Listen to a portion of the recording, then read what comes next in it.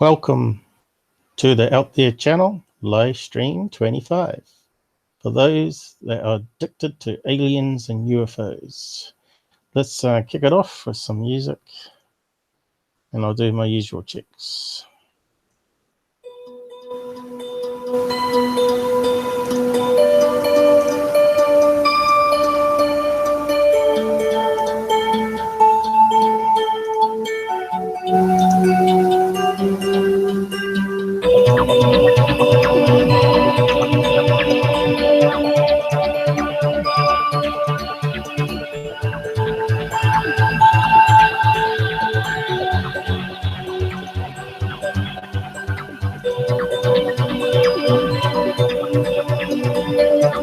Hope everybody's been well.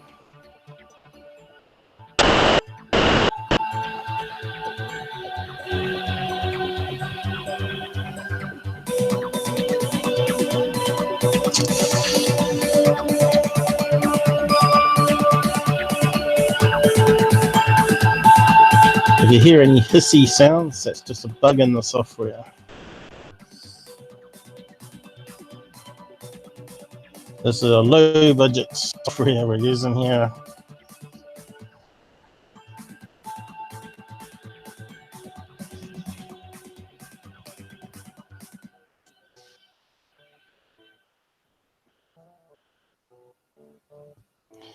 I think it's to do with the noise reduction software that glitches every so often. But we make do with what we got.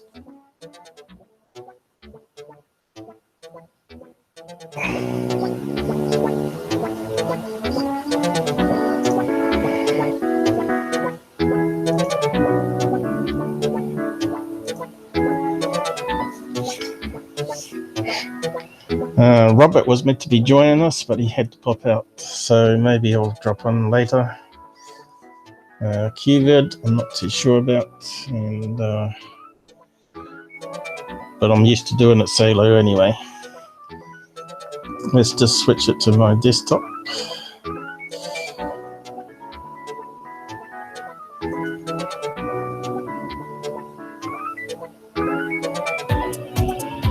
It's all looking good.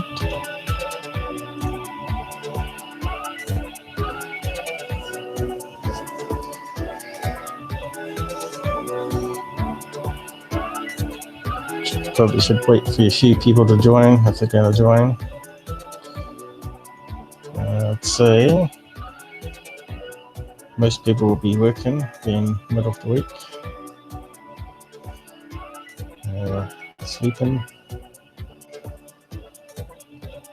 UK is at the moment early morning, heading towards the afternoon.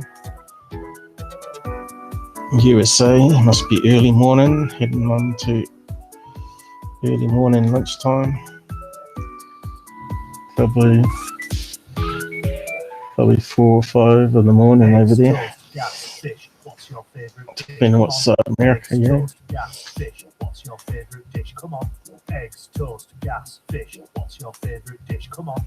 Eggs, toast, gas, fish. What's your favorite dish? Let's kill the music. What's your favorite dish? Come on. Eggs, toast, gas, fish. What's your favorite dish? Eggs, toast. So, what's new in the UFO community? Just make sure everything's working. Yep, sounds like the audio's all right. Fingers crossed. So, I saw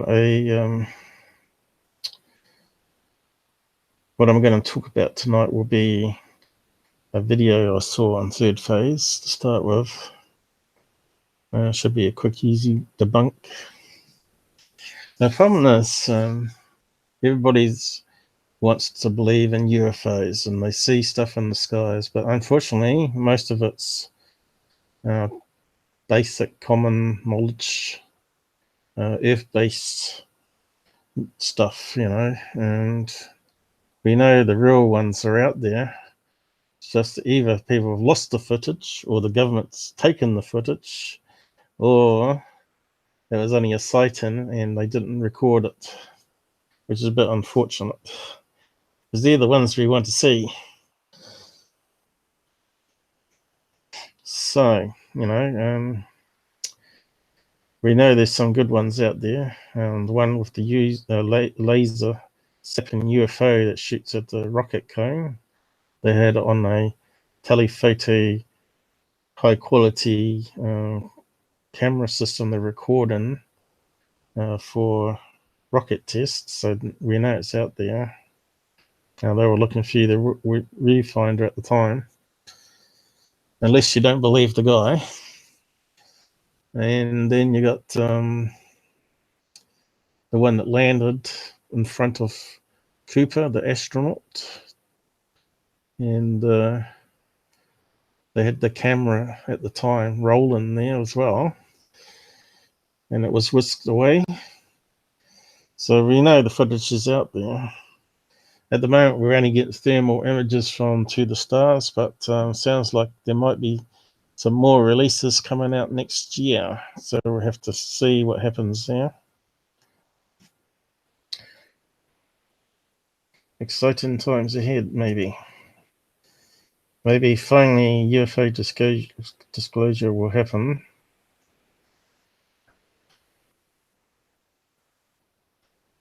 Also, I'll be looking at Tesla and some stuff on gravitational lenses or lensing, and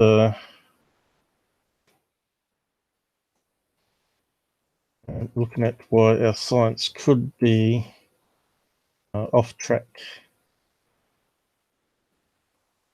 or corrupted, as some would say. Welcome message down the side. I don't think anyone's joined us yet. Might be a wee bit too early.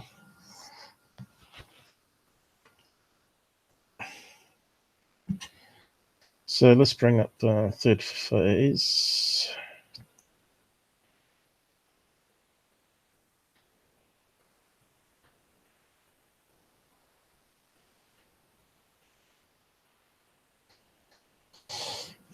And I better mute it.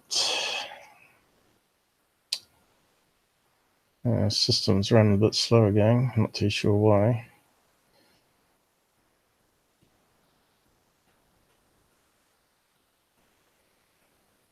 We got this one here. Let's just put out, claiming it to be a UFO here.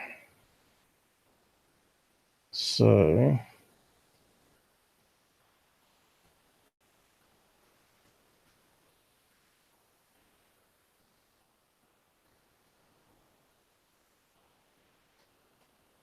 they apparently did it on a live, about 4 minutes in, I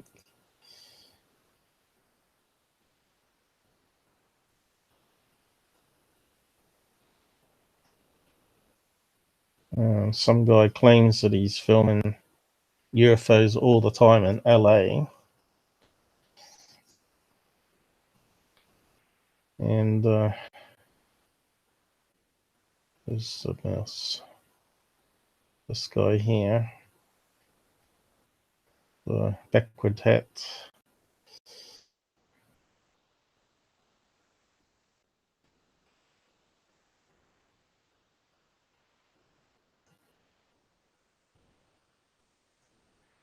Unfortunately, we haven't actually got, I don't think they posted this guy here. I don't know who he is, so I'll see if I've got any information on him. Don't know if he's got his own UFO channel. No, no links. The cousin brothers, B1 and B2. That's what I call them. Anyway.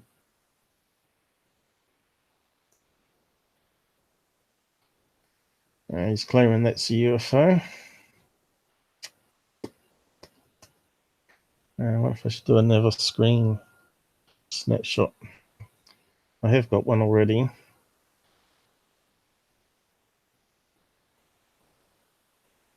let's just take another one. That one looks better than the one I got before.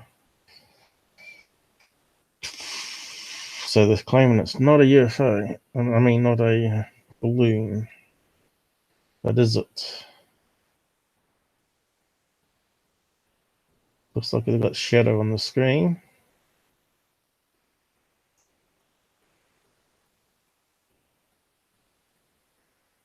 Because they're zooming in on his iPhone, I think it is. Let's take another image of that.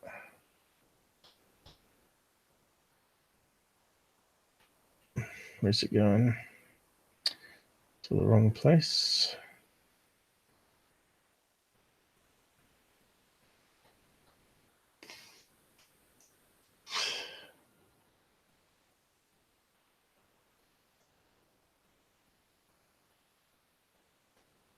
And further on, you get the other one.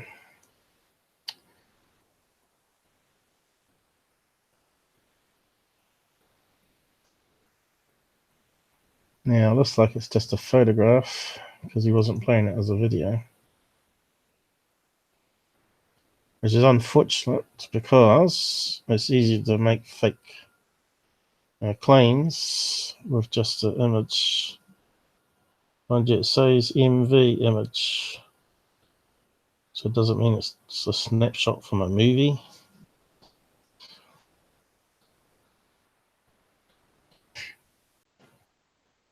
See, if you saw it rotating around, it'll give you more clues to what it is. We'll come back to that one. And further on is the other one.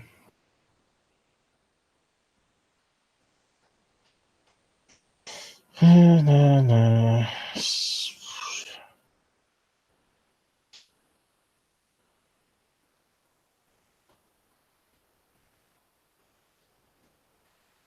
Let's try and figure it out. For some reason, it's very slow loading. I think it's to do with the super chat thing.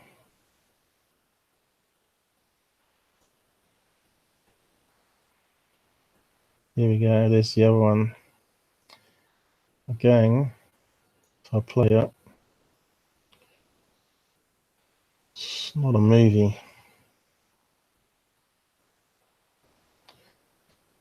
It looks like the same picture.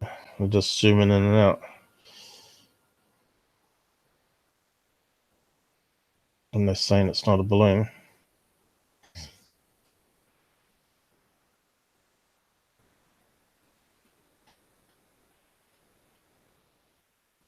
He's saying it's a helmet on top. That's hilarious. Humanoid. Elon Musk. Using all these keywords like a helmet. Like a knee pads. I don't know what he's looking at, but it's not what I'm seeing. How's it going? So, leave it up to me to debunk it again, I guess. Put some reality into the UFO field.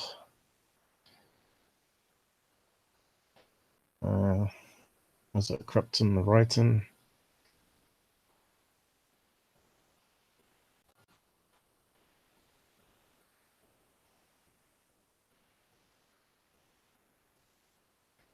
Okay, trying to see where he snapped it.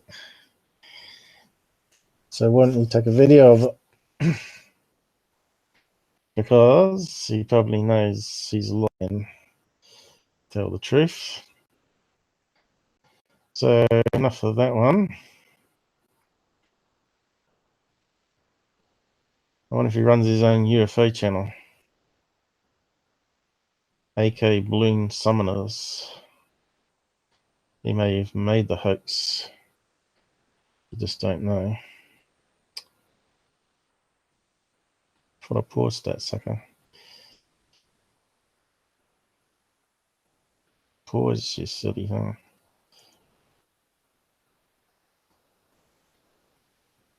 Just a slow delay there. Oh, we've seen enough of that rubbish. Rubbish in, rubbish out. So what's some of these eggheads in the comments saying?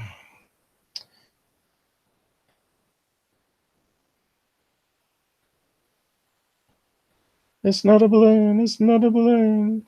You're clever. Not. Some will probably say it's a bug.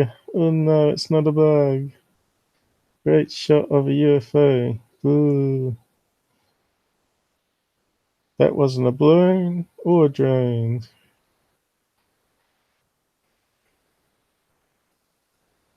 What a great view. That's about the only good thing on the video, actually.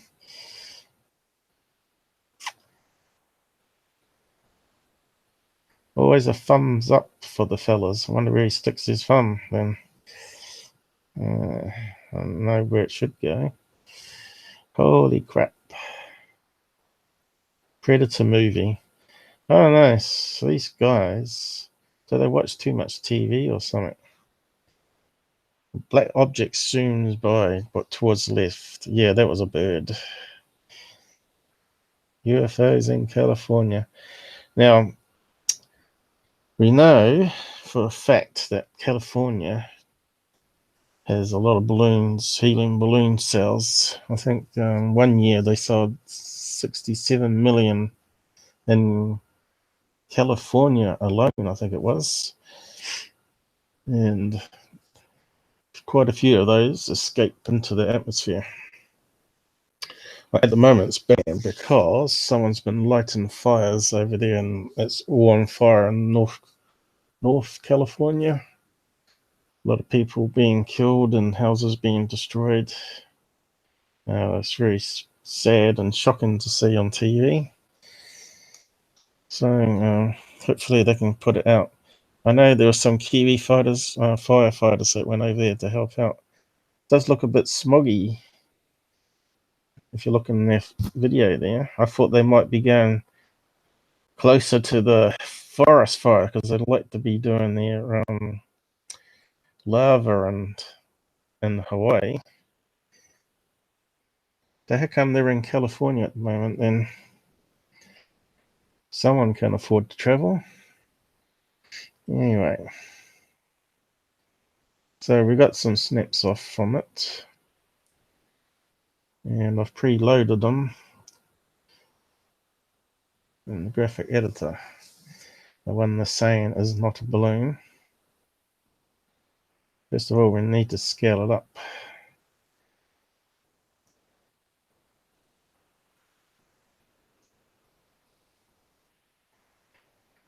And do a usual analysis on it and see if we can pin it as close as possible.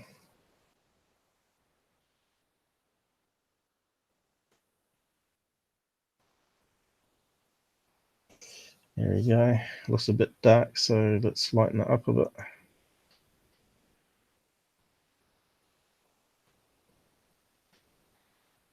With our curvy filter system.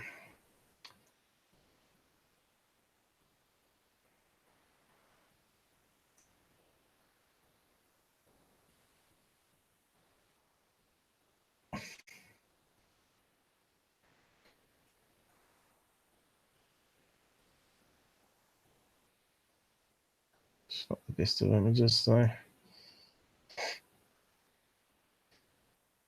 It looks out of focus. It's not very clear. Renee, you're addicted to UFOs and aliens. How are you? Must be early there for you, is it? Or is it late evening? I suppose you're not in the Philippines anymore.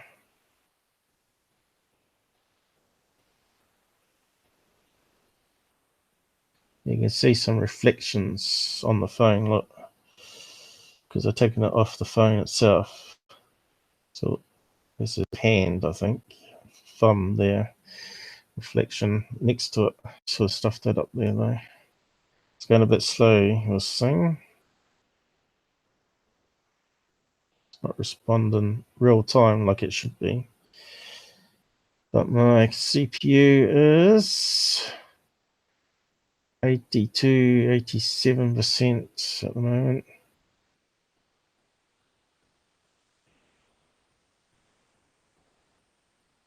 It's very blurry. We'll stick with that. It's brighter anyway. Yeah, what are you saying there?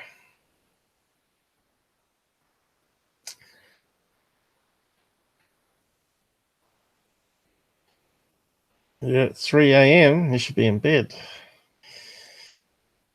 You're a night owl like I am. Robert was meant to be joining us. Not sure about Qubit. I think he's got some other projects on lately. So they're claiming this to be a helmet up here. Looks like two eyes. And knee pads, I think they said. Knee pads. But what I think it is, if you look carefully, let's zoom in a bit more. You probably can see what it's going to be.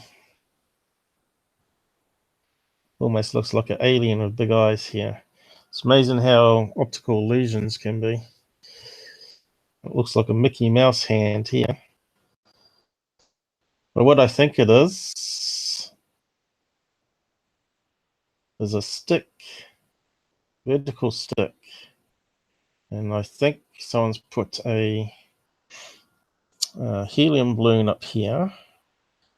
And one here. And that one's slightly deflated. Another one here. That one looks like a balloon. You can see a balloon shape.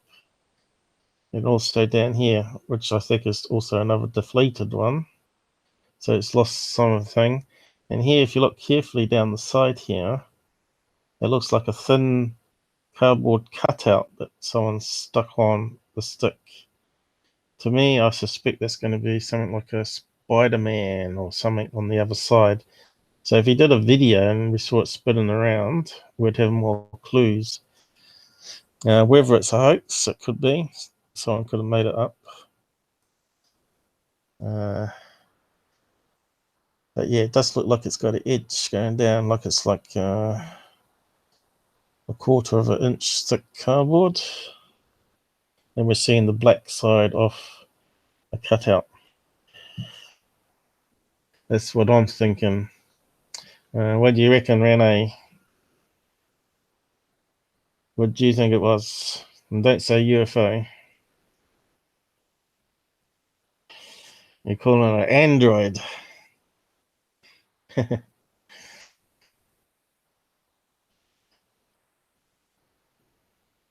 Now, the top one there, could it have two black eyes on it as possible? I think it's like something like in the Spider-Man movie where he goes up to the top of the building and he's hanging off one of those, what do you call it, radio dishes that's got microwave receivers on it and satellite dishes. And we're just seeing the back side of it. So let's see if we can see any images similar to that. I think if we sharpen it, we might be able to get some more details. You reckon it looks fake? Rene, are you starting to learn from the Out There channel, are you? You got to have a critical mind. You've got to always question everything.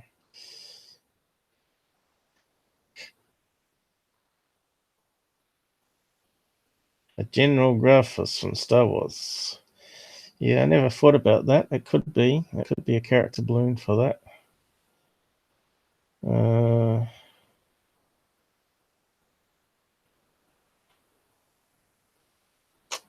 It just looks like it's probably eyes there, though, because there's the cutout going this way a bit. It's like an optical illusion because it's out of focus. I don't know if we can sharpen it at all. Probably requires a bit more CPU. Let's see if we can sharpen it.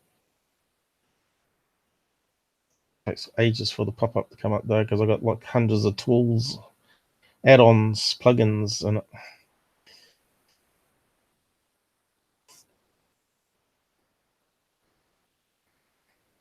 it's amazing how people call it UFO straight away, you know, without really questioning what they're seeing. So sharpener plus.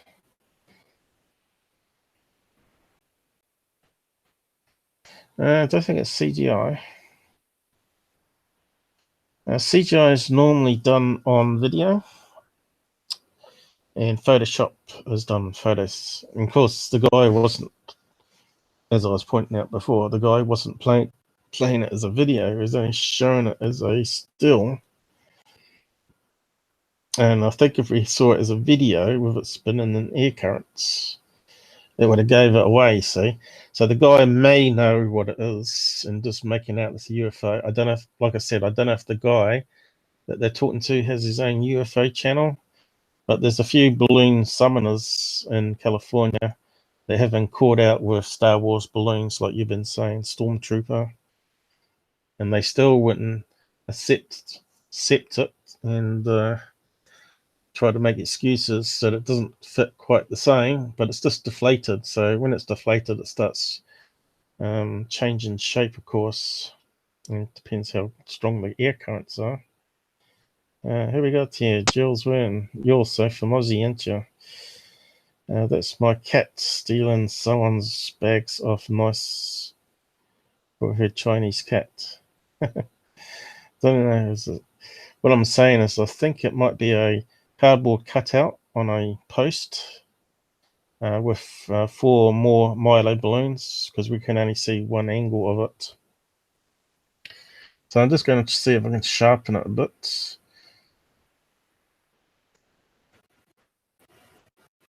Just out of focus. I see it's not a very good image.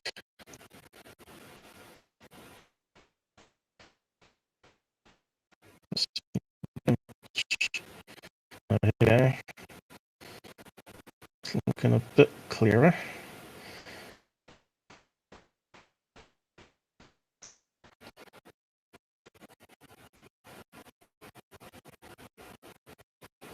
Now you start to see the grain and the shadow artifacts coming through here. I think that's a shadow from his finger, and there's a shadow here from his thumb that's next door to it. So, hasn't improved it much though.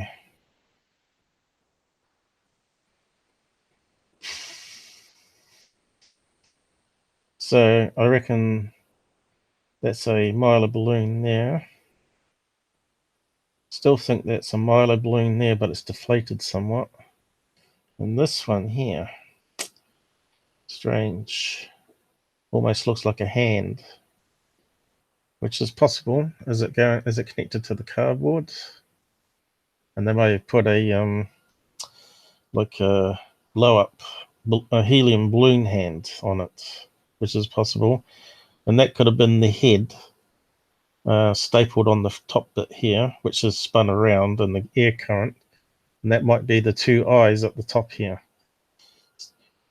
So, could it be a hoax that someone's made up and threw it off the balcony there and started filming it? Maybe that guy did. Maybe some kid made it as a kite, like an alien Spider-Man thing, or some other cartoon character. It looks like, you get those cardboard cutouts at movie theaters. You know what I'm talking about? So let's see if we can find one anyway. That's from that video here, from the latest third phase.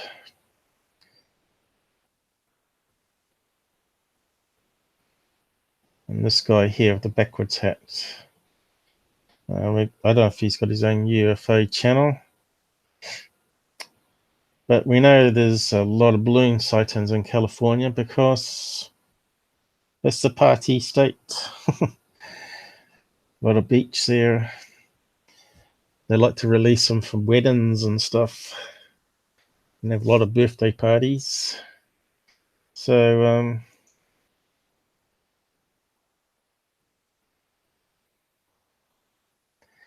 but the thing is, why didn't he take a video of it?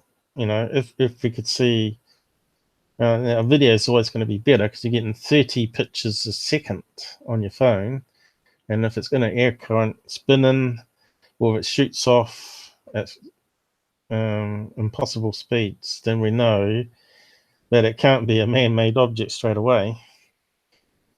So to me, straight away, it comes across as devious, these people. And B1 and B2, as I call them, Blake 1 and Brent, whatever his name is, just saying it's not a balloon, but I think they're wrong. It's a combination balloon, that one, anyway. So if you have a look at Spider-Man, as I thought, it could be Spider-Man on a radio antenna at the top of the building, and they've put some Mylar balloons to lift it up in the sky, maybe for a kid, maybe for hoaxing, I don't know. Spider-Man, don't, oh, I don't know if you can buy them or not. Probably can, can't you? Cardboard cutouts, parties.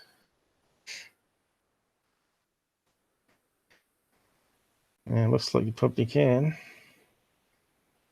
Not cheap, I suppose.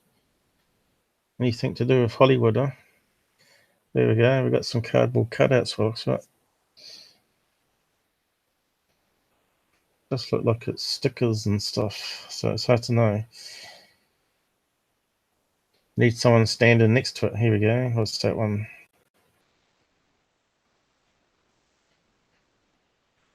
So there's a one where he's climbing up a pole. That's what we want to know. Life-size cardboard cutout. So you can buy cutouts then. So that's full size. Another way to hoax UFOs, I guess.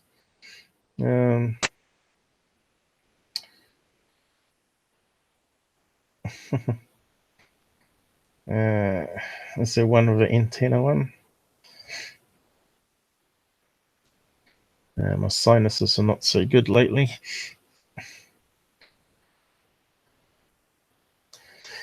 There's probably a scene where he's at the top of the building somewhere.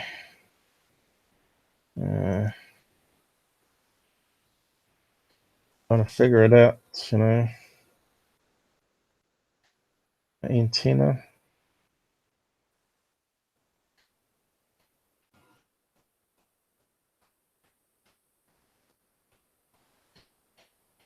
Google's not very good at matching what we want. It sort of figures out what you may want.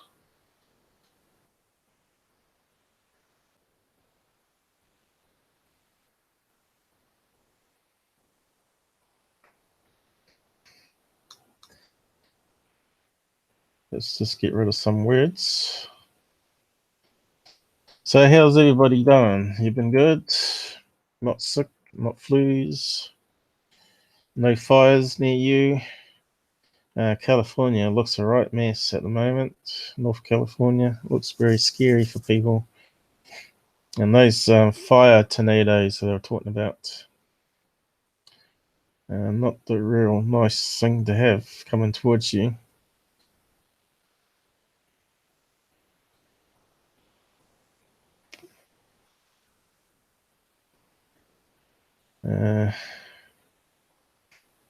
Not seeing the thing I'm thinking of. Is that one where he's on an antenna at the top? Yeah, let's go up the side of the building. I'm pretty sure I've seen a scene where he's up this white antenna with satellite dishes on it, or microwave dishes. And someone may have had a cardboard cutout of it, you see. Or stuck it on a post and made up a scene. I don't know what you Doesn't really. Spider-Man. Spider-Man, what do you reckon? There's top pole, maybe. Keep it simple. Widths. Here we go. We've got Spider-Man on poles. I know he just jumps off flagpoles. Is that a flagpole? Yeah, that's at the top of the building, isn't it?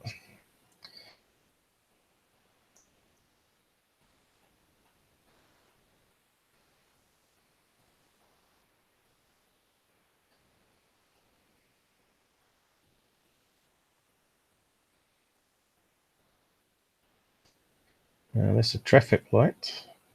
That looks similar to what we're looking for. Homecoming spider. What's he doing there? Sliding down it. So that's a kid's toy, I guess.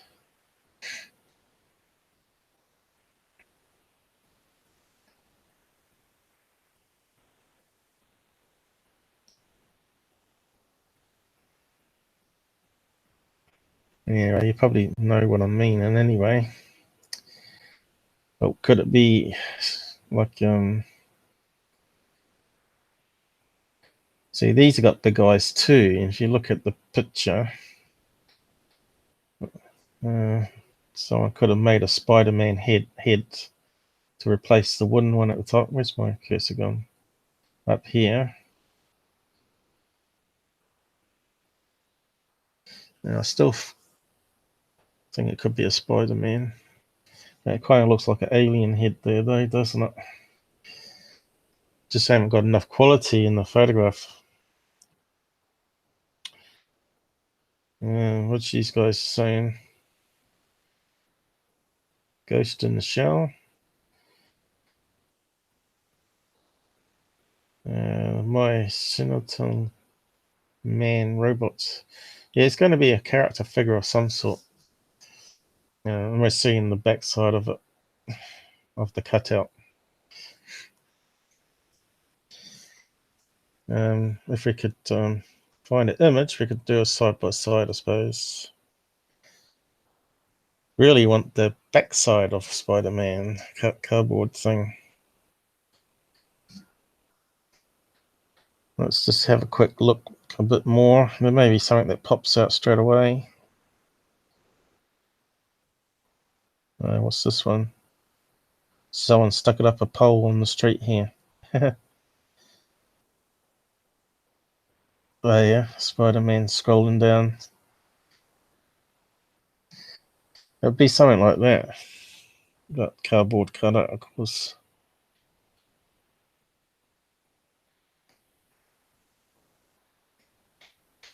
Did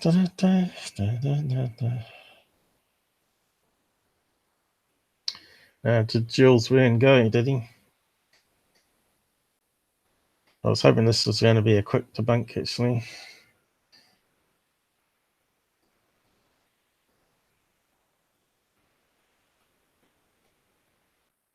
But we could probably make up one.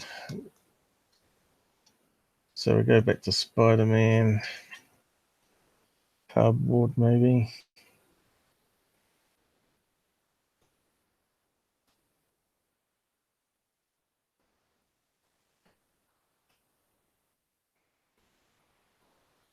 So which would be a good one? Looks like he's holding on. So it looks like his hands are going around the post there. And he's standing on the satellite dish there. So it must be a clip from the movie, I think. I'm pretty sure I've seen it.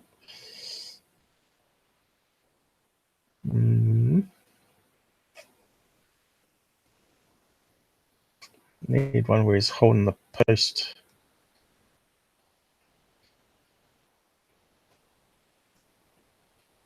Really? See, his hands are too far out there. That's probably the closest one here. Cardboard cutout. Looks a bit like that. See, he's got big eyes here. So it's a bit like an alien balloon, if you see what I mean. So save that as an image.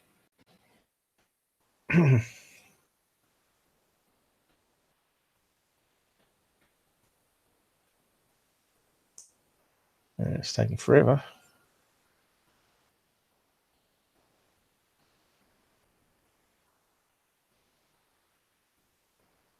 Okay. Save it. And let's bring it into this. I need to make the canvas a wee bit bigger. Let's see.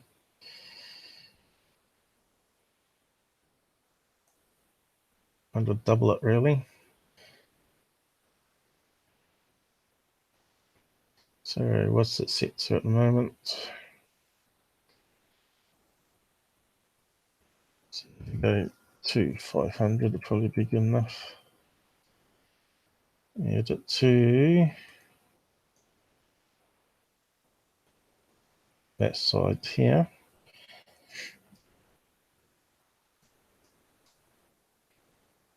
Perfect. Now we can bring in that other image.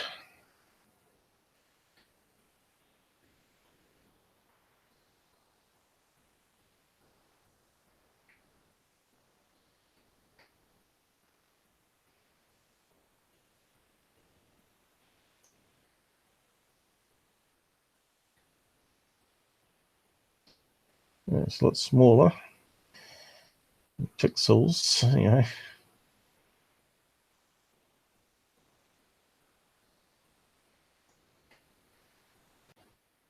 Scale it up.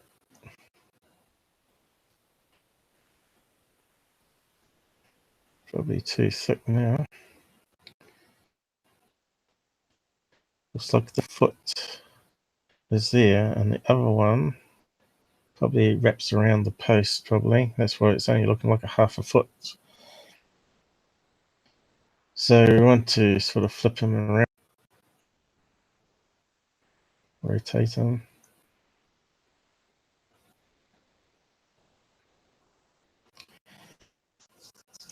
His feet's not quite right. So that'd be on the balloon here. Let's flip it. Is it vertical? Horizontal.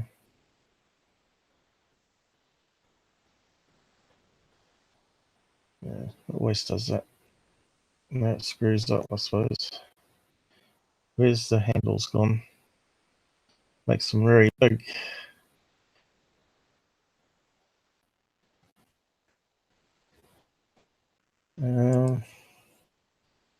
It's not the right direction.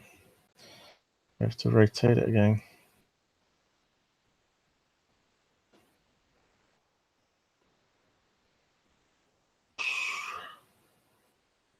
It's the arrow. Why is it not moving?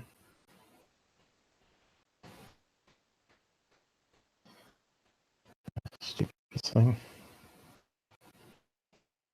Oh, done too much now.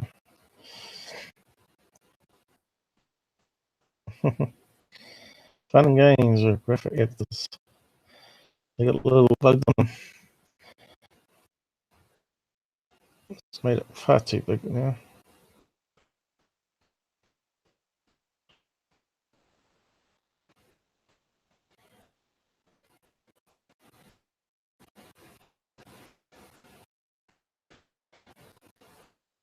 Mm-hmm.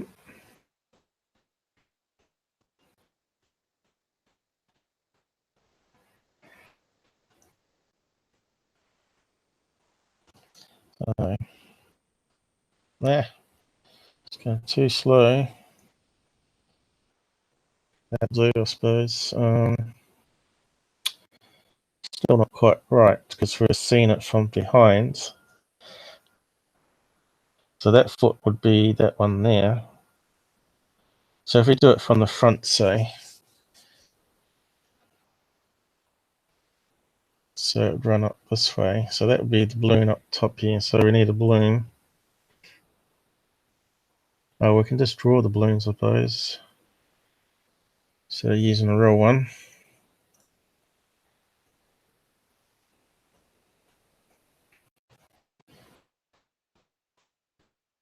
Okay, and select all.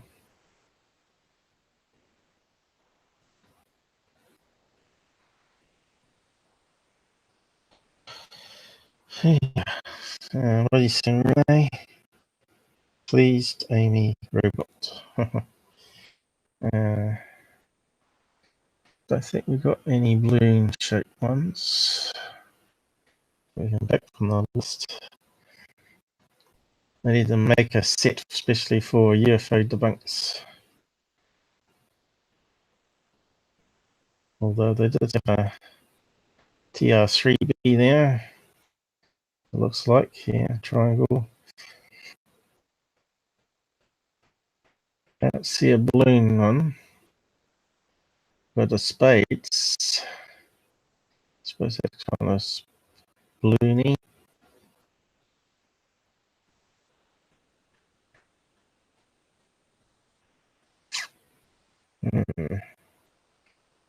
A circle, an oval is not quite right because it sort of goes tear shape.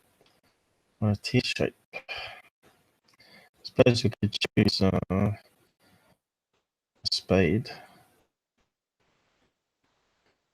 What's it going to do?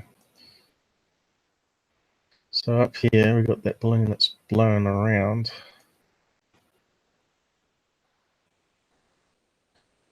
Oop. Now it's playing up.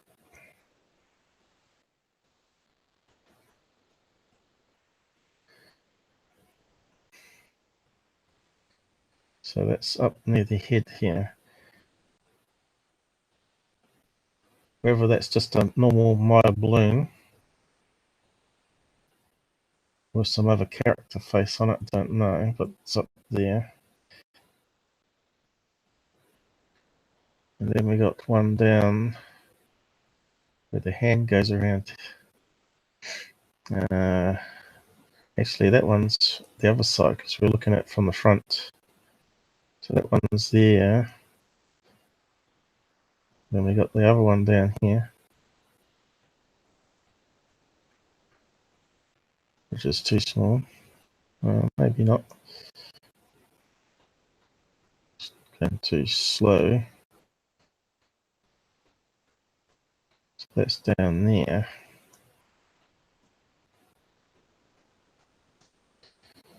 Then he's standing on one here.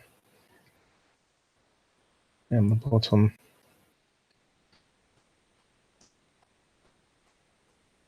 Which could be a satellite dish. Or meant to be anyway. Come on, rotate. Why is it not moving? There. Then we got the rest of the post that goes down. Clearly. We have another one down here. Oh, I was about to click off that one.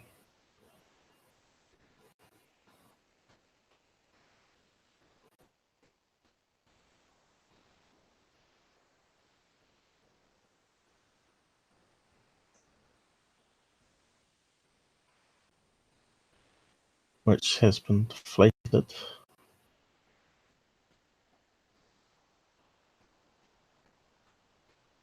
And then you would have some post running through, probably. We can't see it in the photo, but it'll be a thin bit of wood that they connect to, probably. Like a bit of plywood or maybe added a bit of cardboard on here. Maybe this part of the post is also cardboard cutout, of course. So we can draw that as a thick line.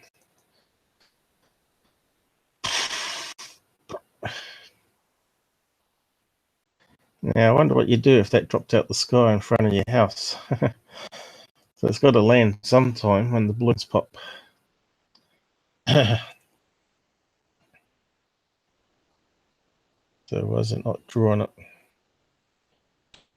Got the right one. Oh, yeah, it's finally caught up. Very slow. Now I need to move it. Go on. So it would be a strip cardboard going down.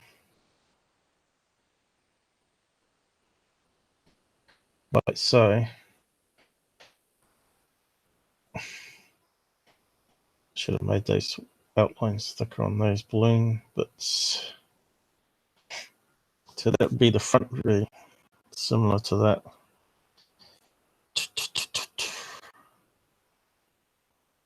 So you can save that if I want.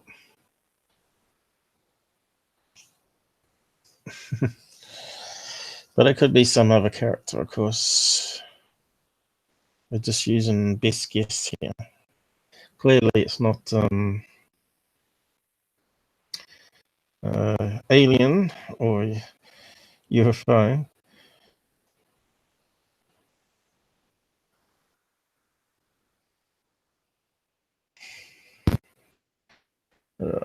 Is it working? Oh, that would do. It's going really slow with the drawn package open.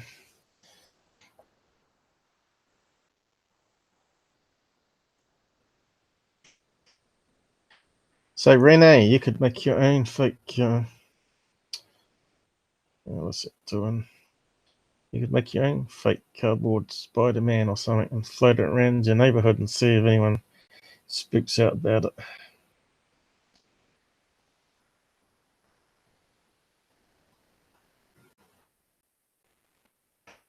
So remember, this is the front.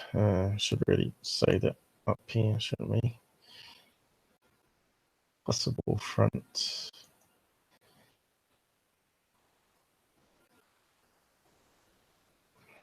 How much did they cost, these cutouts? Life-size ones. What did it say? Let's go back to it. Yep. What's it say? Cardboard cutout. Let's do a visit. See how much it cost.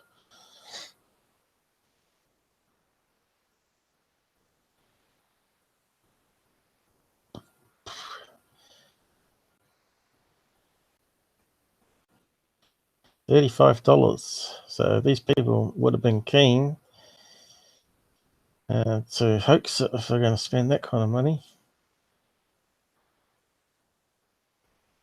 I suppose you could make it yourself for next to nothing, couldn't you? For cardboard boxes thrown out, simply just paint it yourself. $35 US. I suppose it could have been a kid's kite thing for a birthday, and the fishing line snapped and got away. But some people are crazy what they spend on buying stuff when they can make it themselves. I suppose most of that money goes to the pockets of Hollywood CEOs, movie makers. So yeah,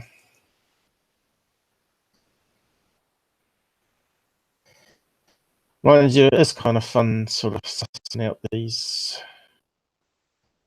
getting rid of the noise from the real UFO stuff. So you can focus on the better cases. Unfortunately, the noise outweighs the real good cases coming out. Did you actually see Alessandro speech at MUFON? I did put the presentation up on my fan page on Google Plus. If you haven't seen it, go and grab it because it'll probably be taken down again because it's unlisted. And he gave us some more insights into the the stars and the ATIP releases, which was quite interesting.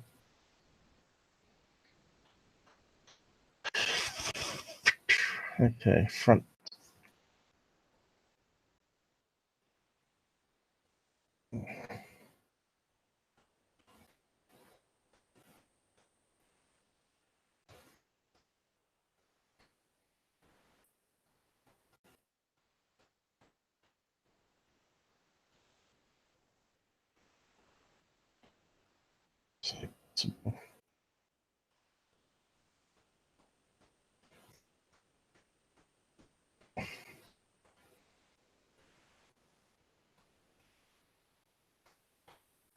Board with helium. Man, it's so slow.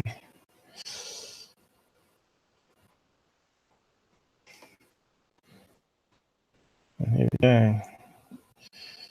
Getting typos again. Where's the delete key? Still haven't received my lights. Disgusting. Helium.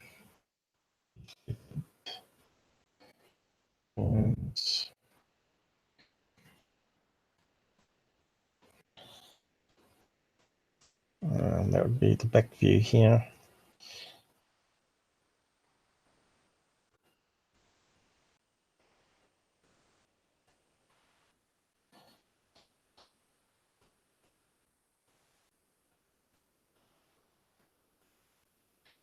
And I said,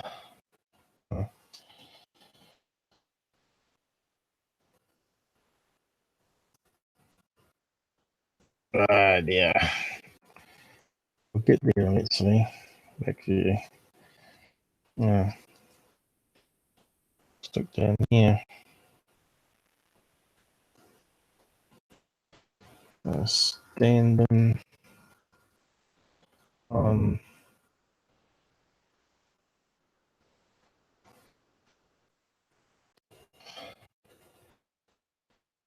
off pole.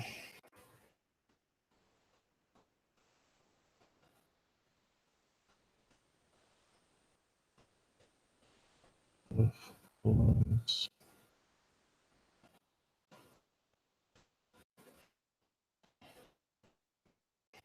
And set.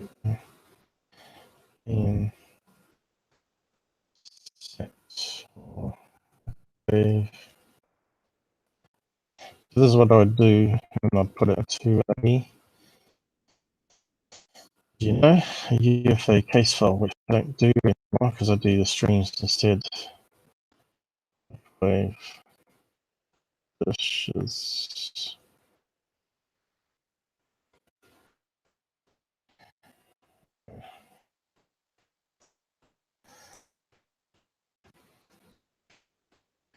So just save that. And that's how you'd sort of put it out there, and people may say, yeah, close, but actually it's this. So you need somewhere to start anyway. So we save that now, close it down. So the other one he had in the video is this one here, which we'll zoom up.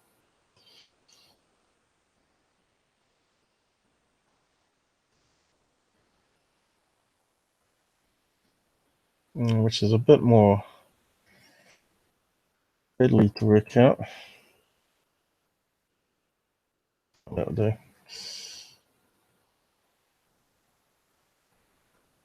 Now I think I've got a better image of it. Let's see if I can load it. Where is it? That one probably. Let's see if it's better anyway.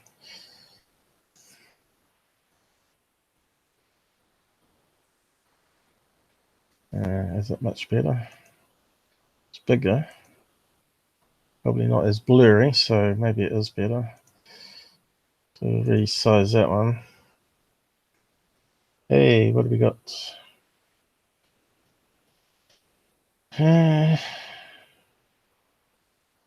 Hello. That looks like Russian.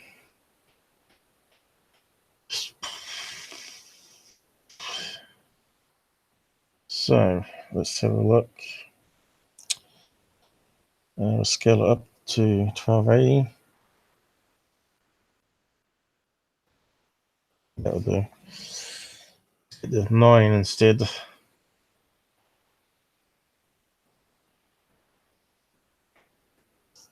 So what do you reckon to that one, Rene? Let's lighten it up. Does it look like a UFO? Certainly looks strange.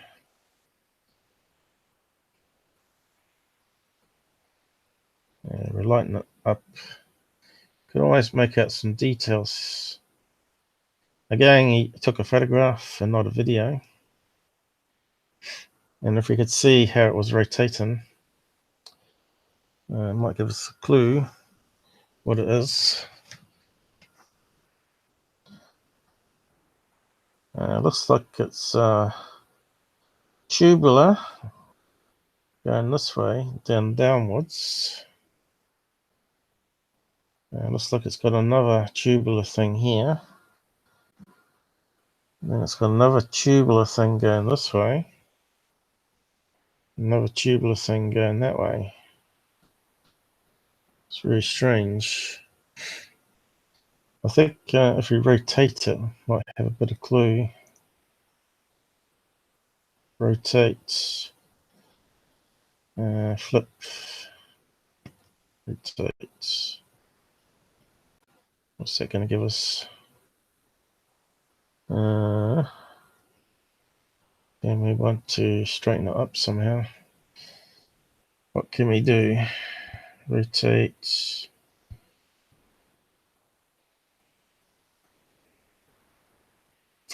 I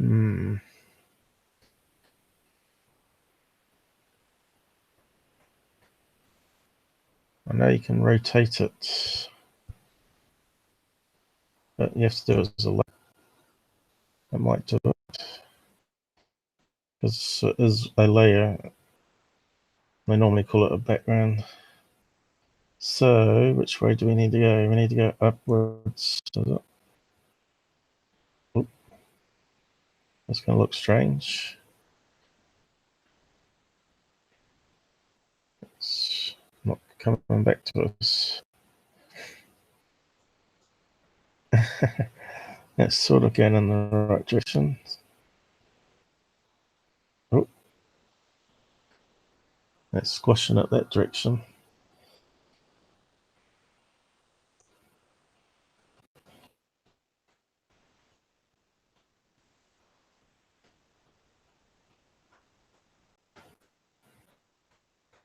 It gives us a lot of processing this. So, I'm not too sure. I think I got it right. What was that one down the bottom here? It straightens it out. Let's see. Pan? No. We definitely want rotate.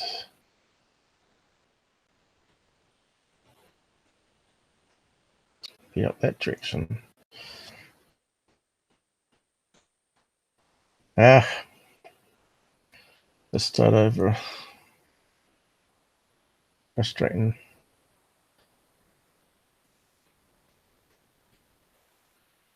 Maybe I should just use the bars. You think it's propellers there? I don't know. Looks like a character balloon to me. See here? Looks like a bald head. A nose down here. And could be an arm coming down this way. I think it's another character balloon of some sort. A high collar at the back here. What kind of character would that be, though? You see what I mean? Once you change it around a bit, it starts becoming a bit more obvious. So let's try that one. What's that give us? If it worked in real time, it'd be easy. Doesn't seem to be doing anything, that one.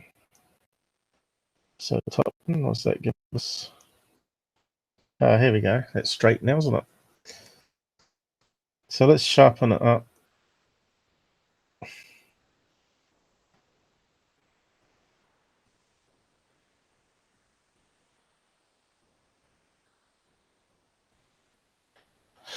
So they were looking at it pretty much underneath. So we're going from, let's get on here. It's gone from that on the side going downwards because it's probably heavier that way. Probably why it's rotating to that. To me, that looks like a bald head here with some sort of nose and a chin. It looks like a collar going down to a round body of some sort, going to a tubular arm that looks almost like a flipper. Well, a flipper on the end, but it could be like a thumb there and maybe 4 fingers.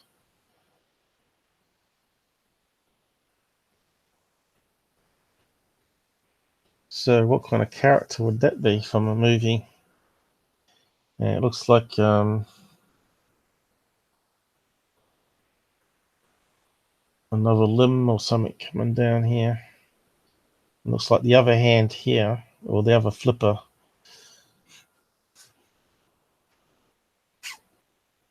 I don't know if we can sharpen it, but we'll try.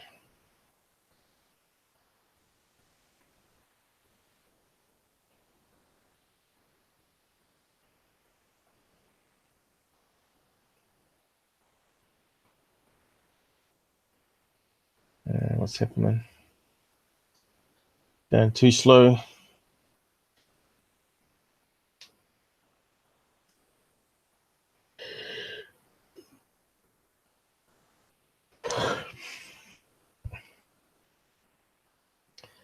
Come on.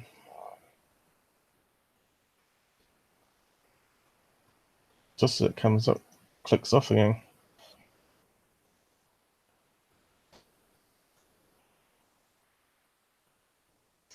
We didn't have this problem until we updated stream capturing software, but it did crash a lot.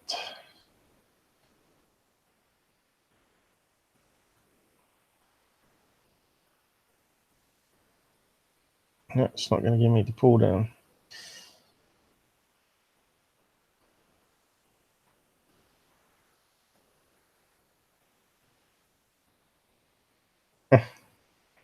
Something's gone screwy.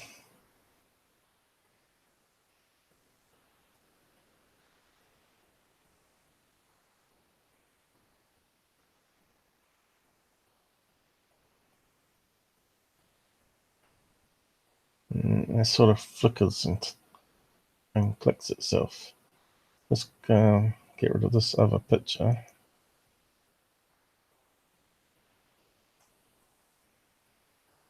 I'll just save it.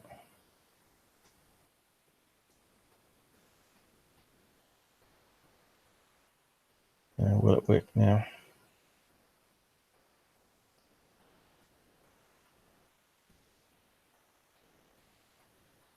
Was working before, wasn't it? It comes, and then no, it's going to stay. So we want photos. Where is it? Photo sharpener. It's using my defaults from last time. It's made it darker, but not as sharp.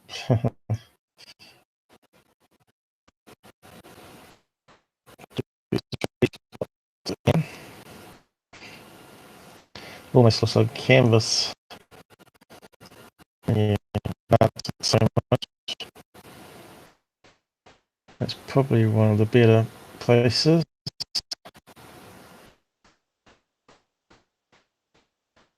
Let's stick with that one. And if we zoom in,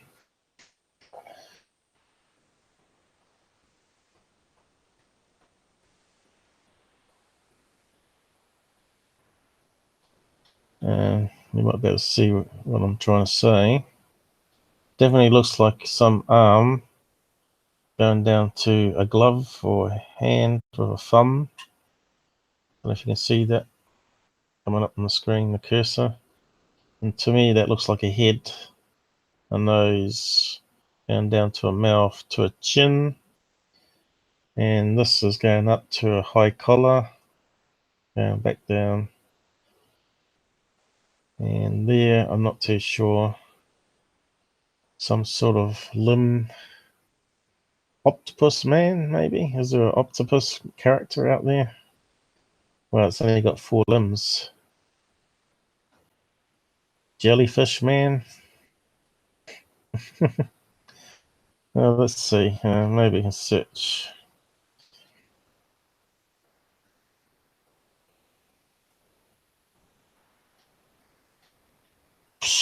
I don't know all the cartoon characters out there nowadays. Is it something from SpongeBob or I like?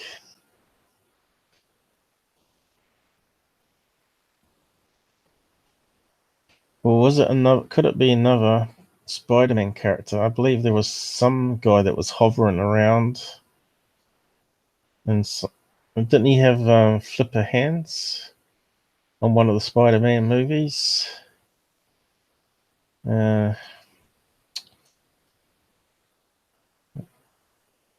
Spider-Man characters. Let's have a look.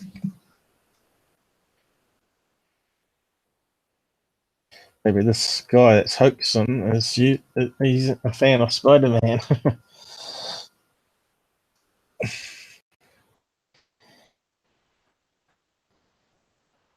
What characters? It's going slow enough.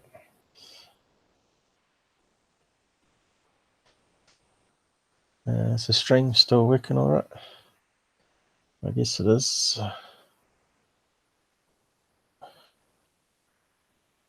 Let's see what's coming up here.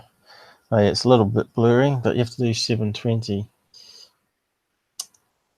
I think mine's set on 360 as default. Was that a Silver Server? That wasn't that one. Or was it Silver Surfer? What was the other one?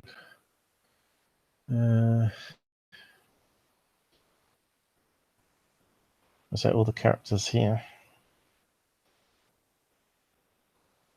Here's one, octopus arms. He had 4, didn't he? Did he fly around in a sort of thing? This guy here, robot hands. Could it be him? Movie character.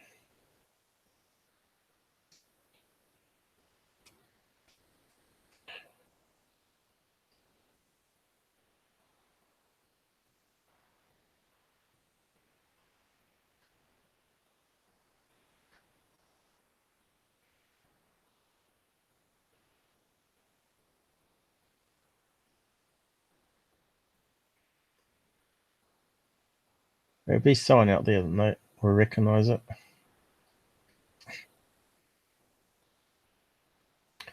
I'm not really much of a Marvel fan, actually.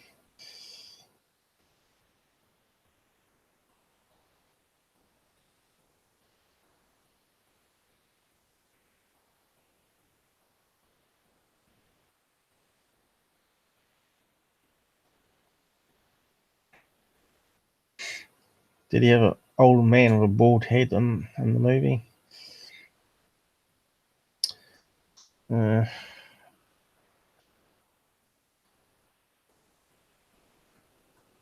looks like something from a character from a movie that flies on a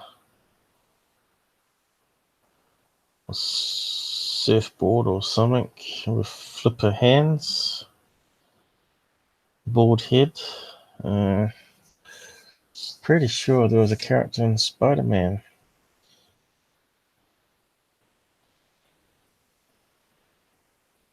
We really want movie characters, don't we? Movie. Hey, Merc. How's it going?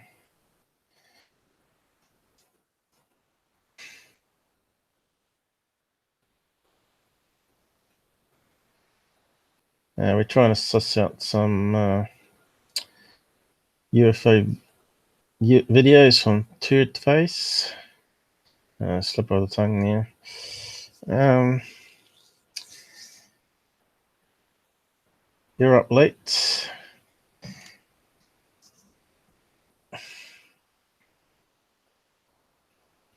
Did you want to come on chat? I'm not sure how I can give you the link, because I don't want to give it to everybody. You any good on your characters from movies?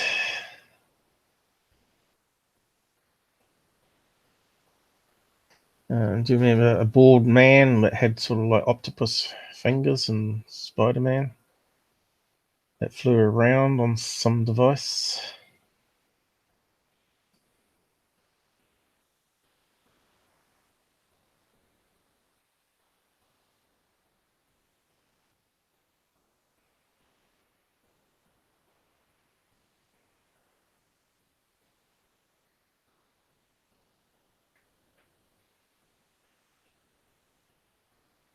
Hey Mark, if you send me a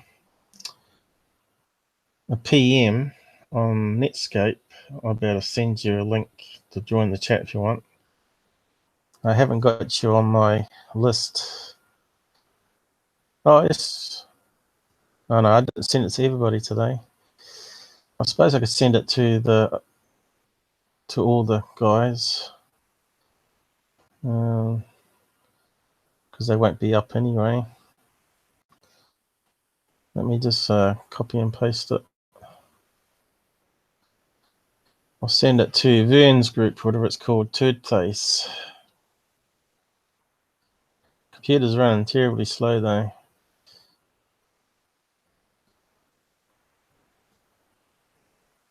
Seems to be getting slower and slower for some reason.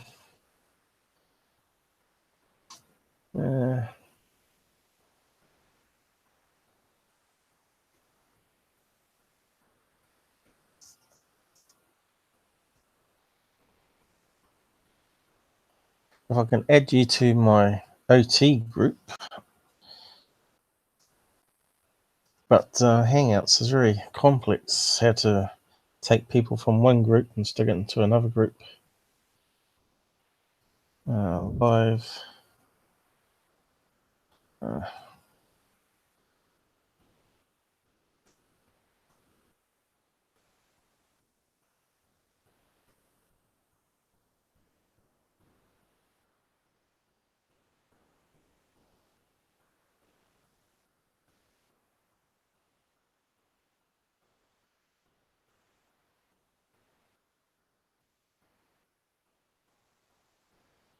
I think you're part of that group, aren't you?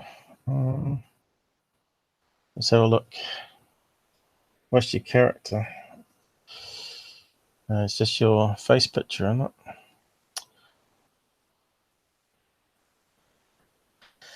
it? Maybe you're not in that group. I don't know. Can't see.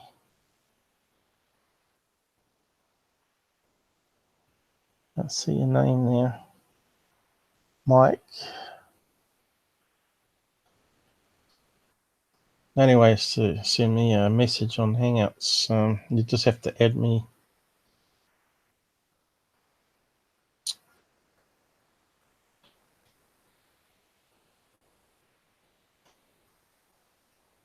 I'll just post it. If you're not coming on, I'll just post it anyway, in case others want to.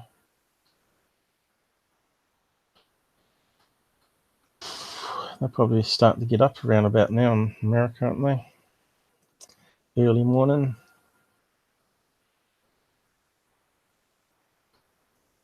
Most of them probably work, though. Although some probably work nights, don't they?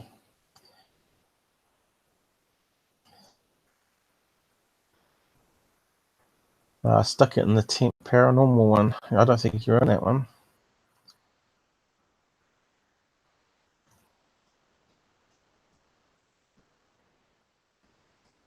Well, most of them are in the same groups, aren't they?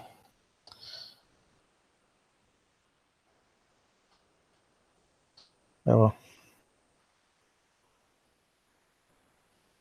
So back to it.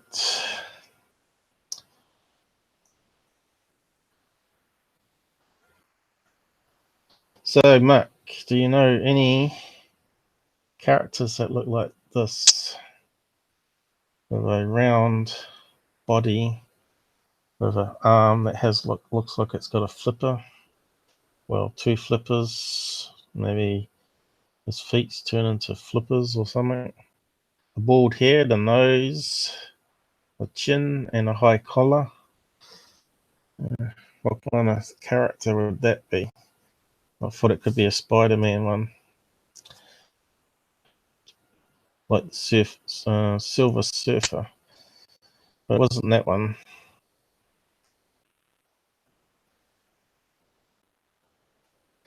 So I don't know. I was hoping Robert would be on. He might know. So what have we got? Man, kid.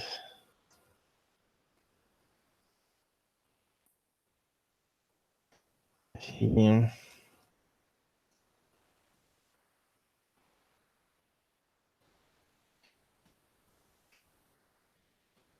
Yeah. Stupid Q. Looks like you have to put the word balloon as well.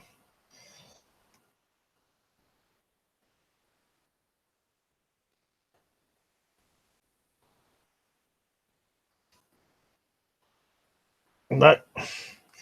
Don't like that.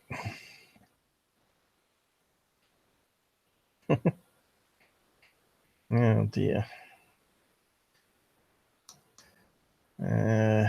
Character balloon, maybe.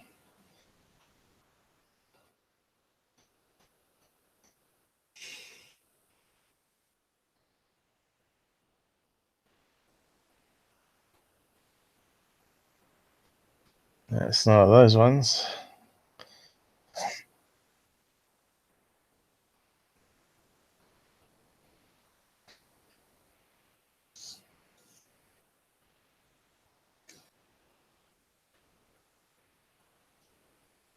Yeah, if you knew what the character was, you'd probably narrow it down. There'd be some villain, Octopus Man or something.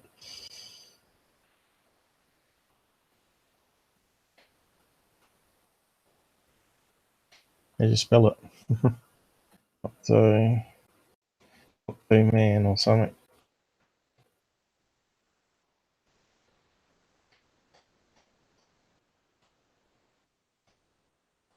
But you have to give up on it, but we know it's some sort of character balloon anyway.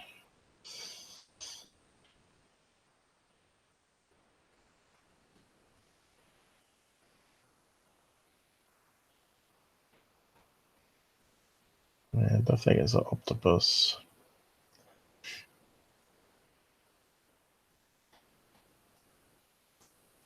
It's funny, Spider-Man's come up though.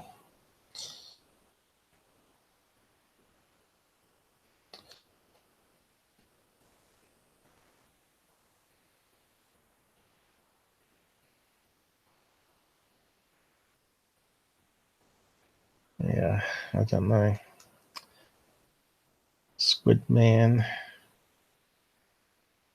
Man. Helium balloon, bald head. What else can you say? Flippers. I don't know. Balloon.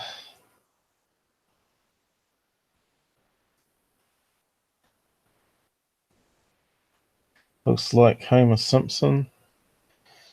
Don't think so.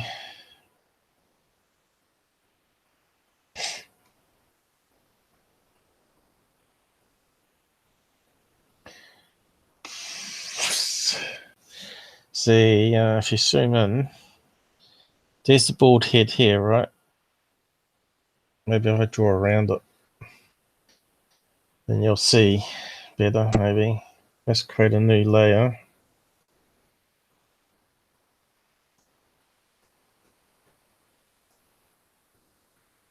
I wonder if I could do a reverse Google image search on it. Probably won't, because there's not enough detail on it.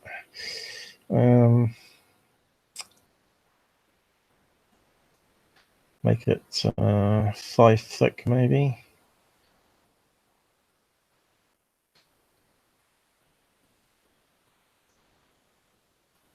Or 4, maybe. Let's see. Blue, maybe. Yellow, I don't know. What's going to look good? It's probably too thin.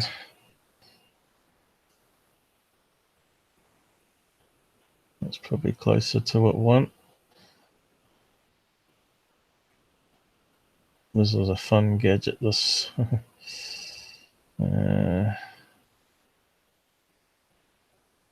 Trying to get around the nose at the moment.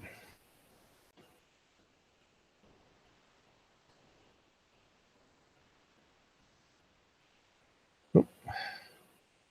Sort of. There's the nose. There's the board head up here.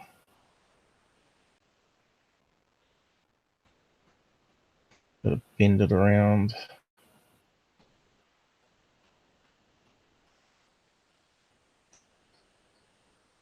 I'm not very good with the graphics. Oop. It's on the right curve. Just too high up. So that's the top of the board head there. And here looks like a collar going around.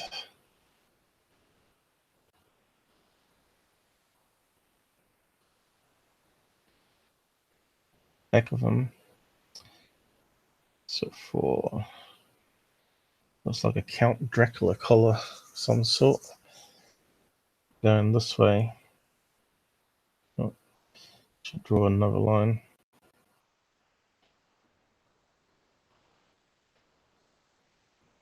That way.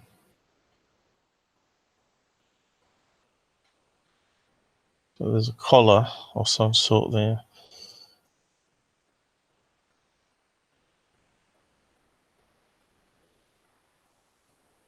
Now it's starting to make more sense, I guess. Now the nose goes in here.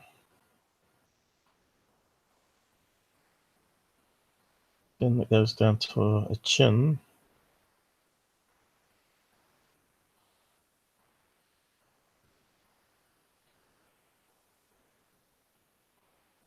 Something like that. And of course there'll be an eye here. But we're not seeing it, probably. Probably an ear of that eye. And that looks like almost looks like a flipper there.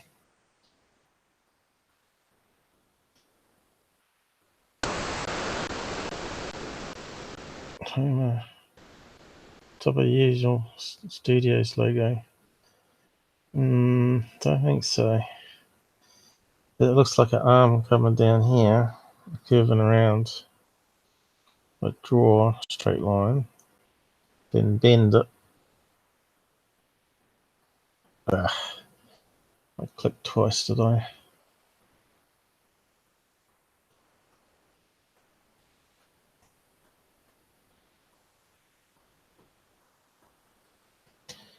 It's going that way.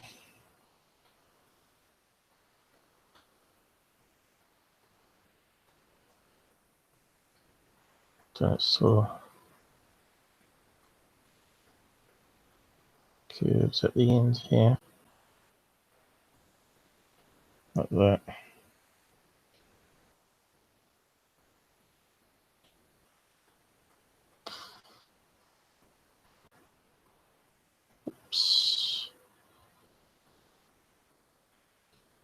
It's gone off course a bit. Looks like I accidentally drew another one.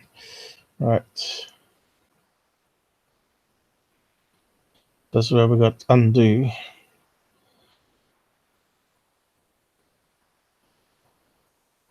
Looks like we've done it a couple of times.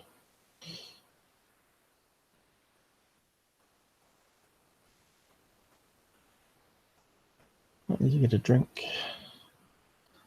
So that's cut across too high. Come on. It's very slow, as you can see. It's almost cross between penguin of some sort. Black and white. That looks like a flipper there, and that looks like another flipper on the opposite side, symmetrical.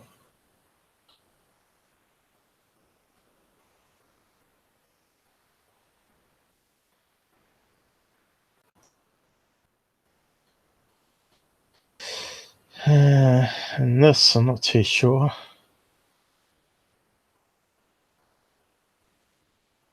What that is. Could be another flipper. And that could be another one going down.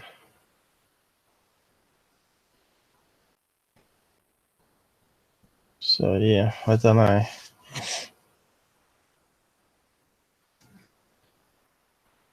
So I can save that, I guess.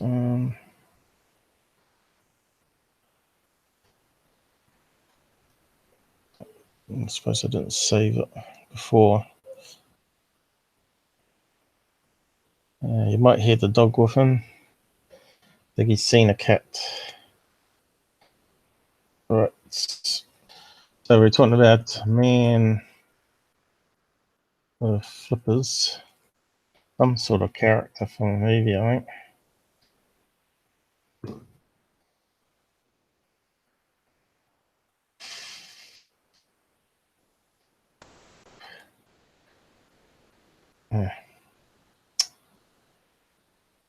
Having sorts of problems here. It's doing that. Flips up behind for some reason.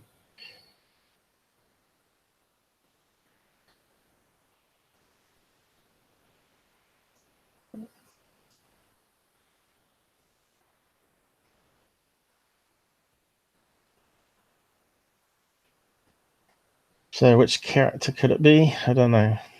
Maybe someone will work it out when watching the video. Live stream maybe, and let us know. But there's not much more we can do on this one, I don't think. I'll just undo.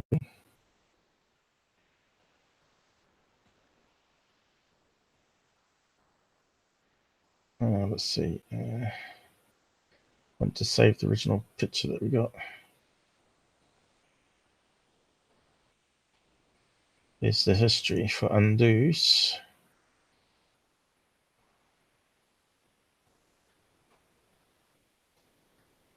That's quite handy.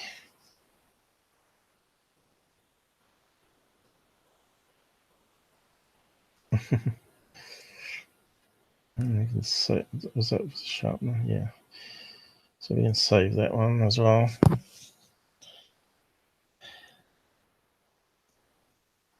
Just in case I want to go back to it. It's terribly slow though.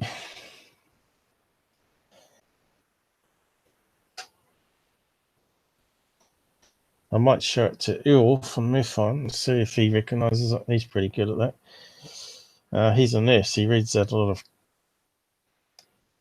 books to kids, sick kids. I want to call that one, I suppose.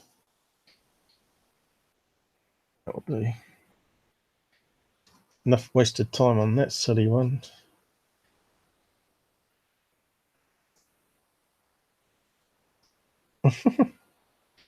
That's flipping back and forth.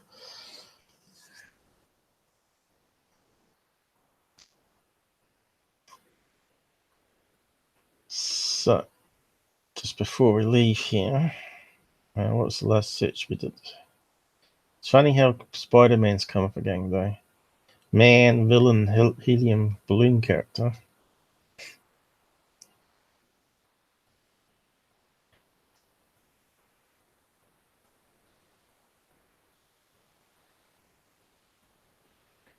But you can see all the sorts of helium balloons you can get. I've yet to see a 3CPO or R2D2 balloon floating around. Can you even get a spacewalker all terrain? That would be really cool floating around in the sky.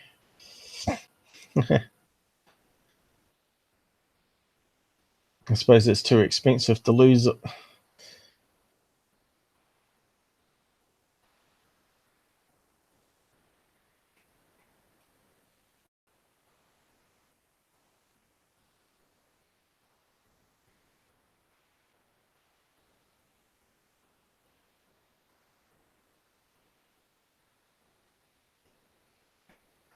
Did we lose Mark? Because Mark's still here.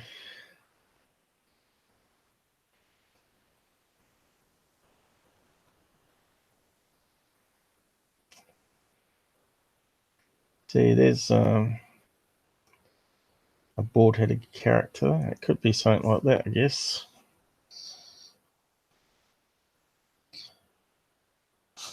But the feet don't match up.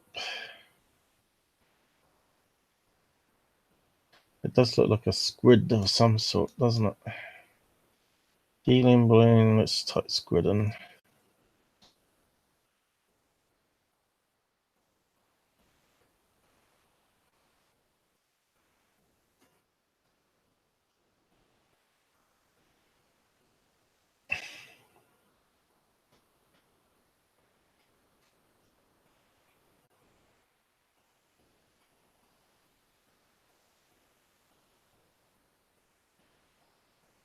So yeah, I don't know.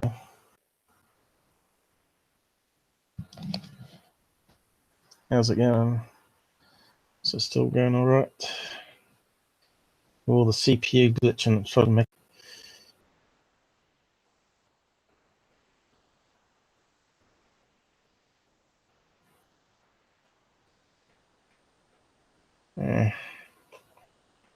Still nothing coming up that looks similar. Ooh, look at that character there. Ooh. Terrifying silicon squid man mask. You should get one of those, Rene.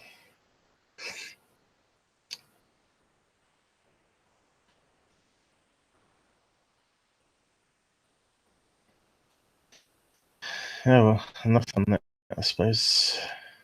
Was there any other rubbish that come out today? Let me just have a quick look.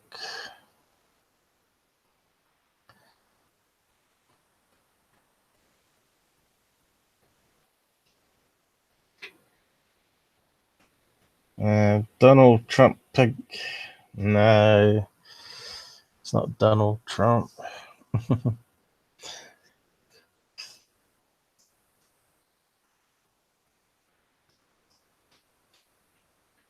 You're not allowed to say that word without losing your ads. Lucky enough, I don't have ads.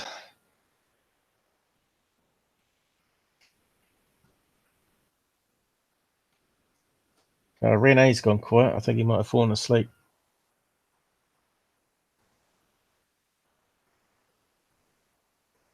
I didn't want to do that. Has secure team brought out anything? Do it on the screen here.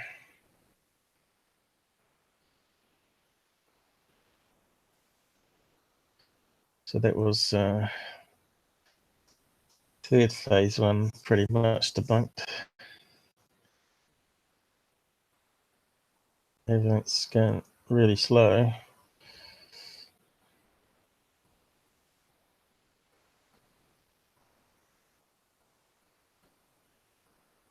Okay.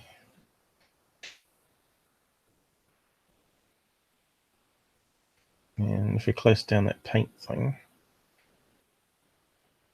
which may be a bad idea, but we'll see. Did I move that by mistake? Looks like it. Just close that down. That should speed things up a wee bit. So what's happened at security today? Anything new before we move on?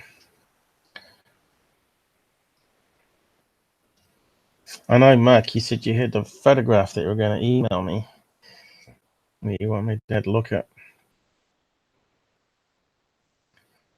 But I didn't receive it, if you did. All right, he hasn't put anything new up for 2 days. I told you he'd be doing the Buzz Aldrin one, which went viral, which I debunked last stream. Easy money, you see. Make a 10-minute video about it. But lucky enough, he probably saw my debunk or a few other debunks on it and decided not to add to the conspiracies and trying to prove that he knows what he's talking about. Decided to debunk it instead.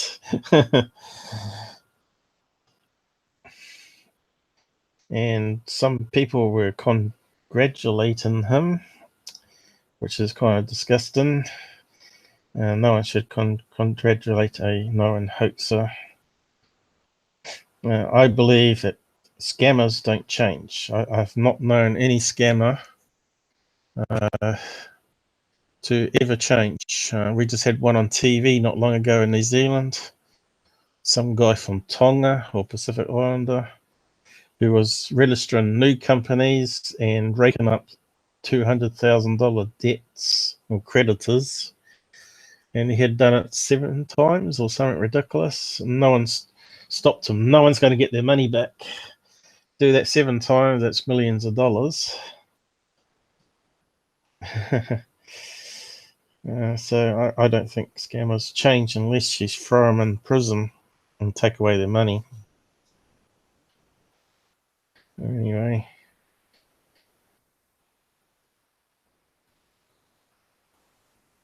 So what I was going to talk about today was also about science. And I did a thing on Tesla as well, which I keep bringing up, but plays into it a bit. So you may have heard that Einstein has been proven wrong that speed of light is a constant, or the fastest speed. And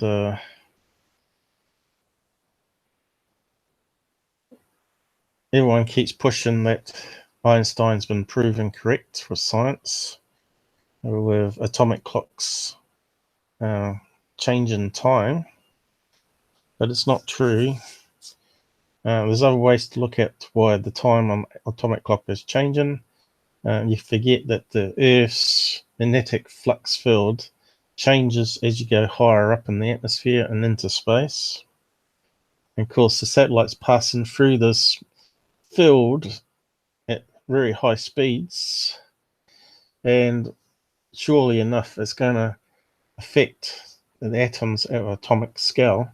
But also, Tesla pointed out that large masses, bodies like planets, absorb radiant energy, which keeps the atoms spinning and keeps everything stable.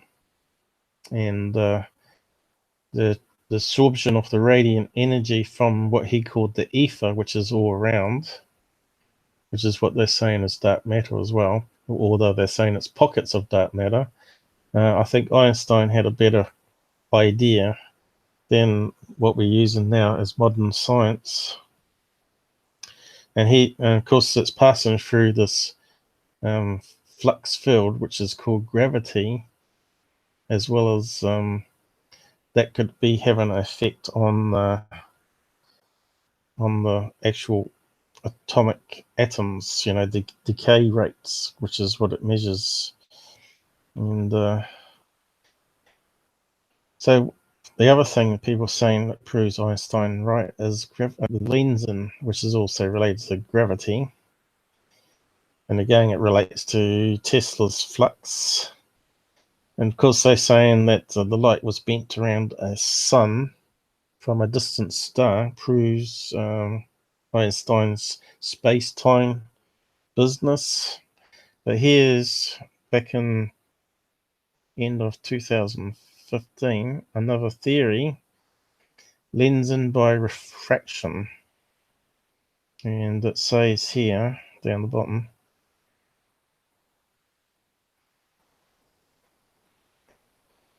the Big Bang cosmology has its challenges. It also has its challenges. The Electric Universe, if you haven't checked out their stuff, they're another theory on unified theory, as well as the universe, how it was started. The Big Bang basically goes back to creation theory. It was actually first proposed by a priest, a scientific priest. The Big Bang is something for nothing, which we know can't happen.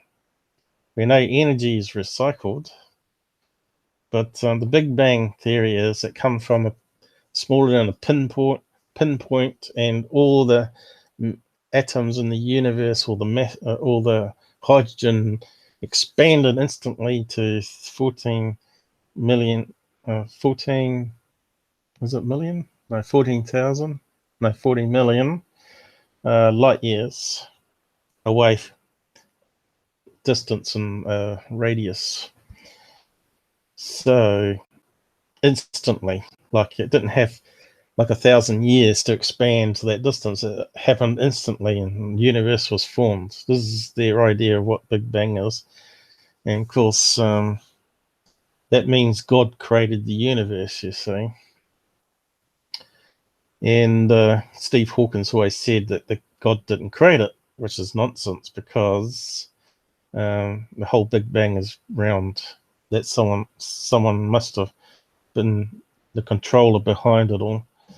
Well, Steve Hawkins said, well, God couldn't exist because before the Big Bang there was no time. Is one of his famous quotes, of course. But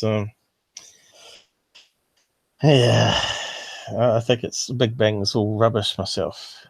So here we go. Electric Universe Community Challenger to the standard gravitational model, believe in space-time to be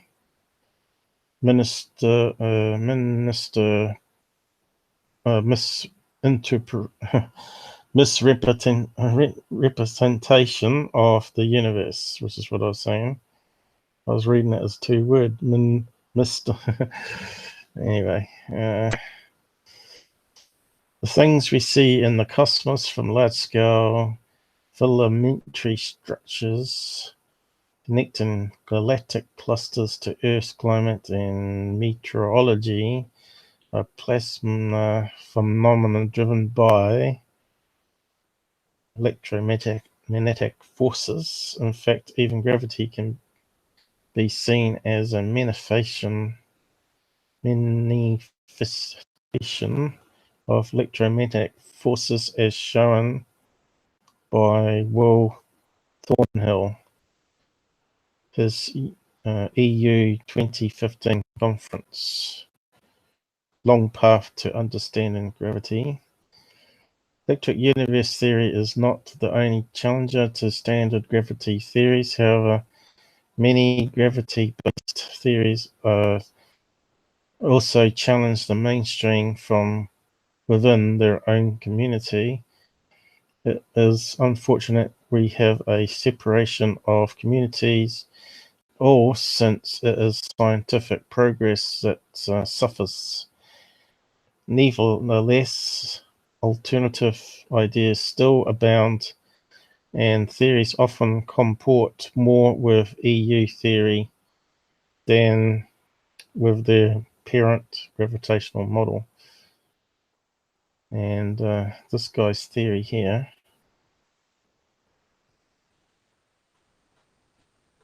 somewhere. It is a plausible theory based on the presence of plasma atmospheres that prevail stellar and galactic formations at every scale. Shows that stellar or galactic atmosphere will bend light the same way it is refracted by water as the light passes from lower density to higher density. So he says that the sun has a atmosphere of gases, I guess, and can bend the light around the star. So really there's mainstream TV scientists and all that are pushing that the Big Bang's correct and the age of the universe is correct and everything's finite instead of the universe being infinite and the universe actually being God itself, because it's the life giver to everything. So really, in fact, the universe is God, and that the universe and all matter is energy, and it's just rotating and recycling constantly. What the universe is, we still never know, and the human mind would probably explode if it tried to figure it out anyway. We've yet to even get past our moon to explore, and for humans to survive any major disaster, we're going to have to be off-world on other planets. A bit like we see in sci-fi, it's a bit like on Alien, I suppose, where they try to change the atmosphere of similar Earth-like planets in the movie. Was it the first one? Yeah, the first one. But something went wrong, and they woke up some sort of alien creature that inserts an egg into you, and, and you know, if you've seen the movie, it pops out the belly and grows into a nasty looking thing with acid blood and sharp teeth. So yeah,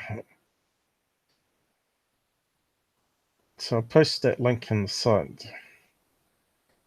So that only come out not too long ago, but before they discovered that particle that actually went faster than what you call it, faster than light, which is a photon. I think it was a neutron that went 60 nanoseconds faster than photon that they measured. But he's going down here also. E equals mc squared. Is it? No, Planck's equation for quantum energy.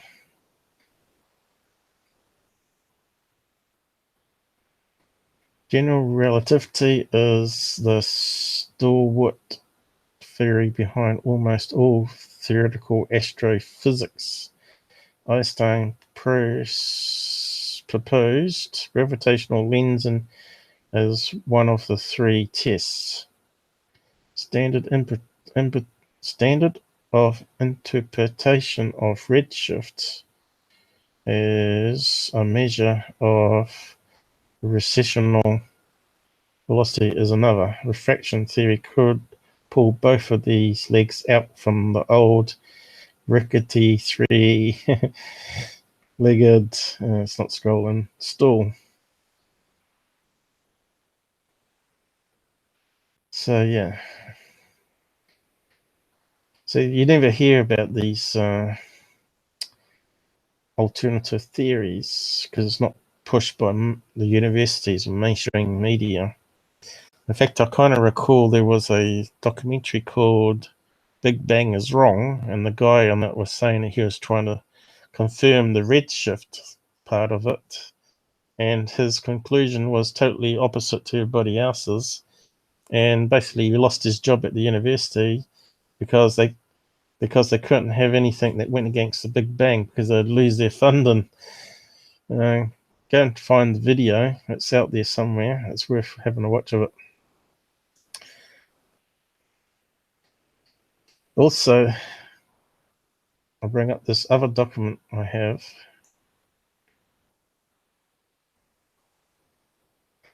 called Tesla versus Einstein.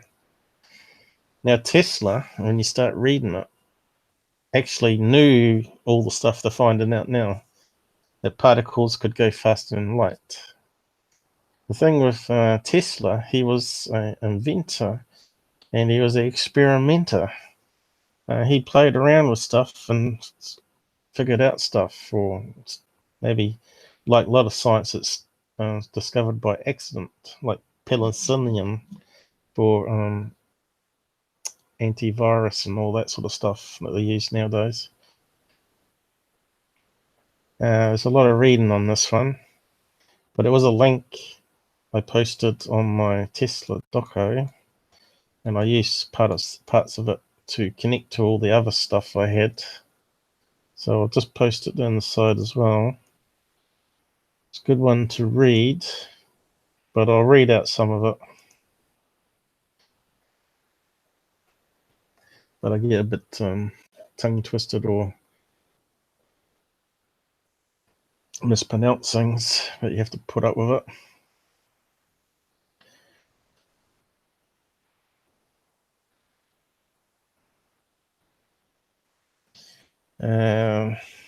You know, I have to do something on the other screen.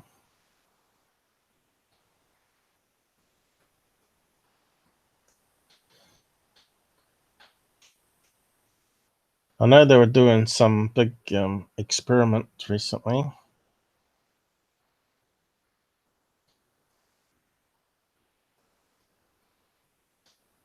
Which they said they were trying to see if the light bent around a massive black hole, I think it was. And they were saying it proves Einstein right. But again, if you look at these other theories, it still fools what they're saying as well, that it could be atmosphere and space, that it's bending around a massive bubble of gas.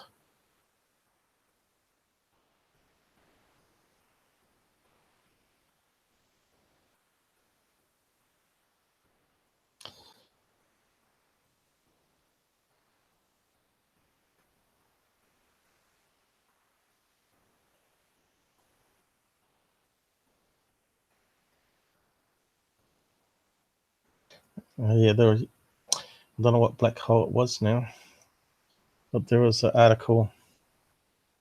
Oh, hang on, see if I can find it.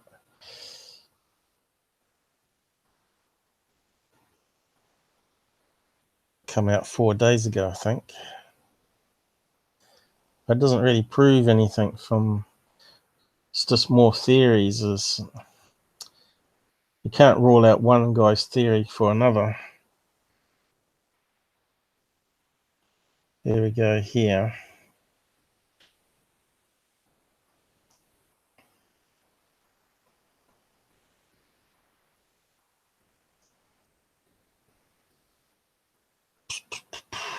Is it loading?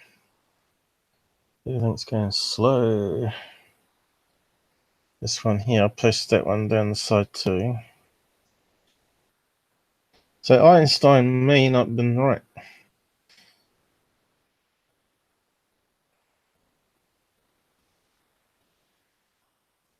Where's the place thing gone? There we go. So, stars black hole encounters put Einstein's theory of gravity to the test. Yeah, just a little quote there. Suppose it goes on to a full article somewhere. Trying to do a zoom at the moment, but it's not doing it. For more than 20 years, a team of astronomers has tracked a single star whipping around a massive, supermassive black hole at the center of a galaxy and up to 25 million kilometers per hour, or 3% of the speed of light.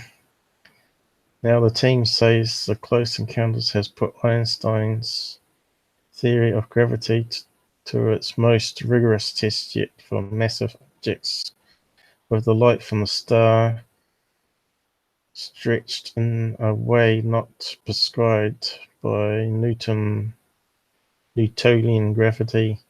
In a study announced today, the team says it has detected a distinctive indicator of Einstein's general relativity called gravitational redshift, in which the star light loses energy because of the black hole intense gravity. But how did they know? Again, it could be passing through some gassy atmosphere and losing energy as well. If you know what I mean. Or it could be to do with Tesla's ether as well, where the flux is so intense that it also changes light itself around the outer edge of the massive black hole.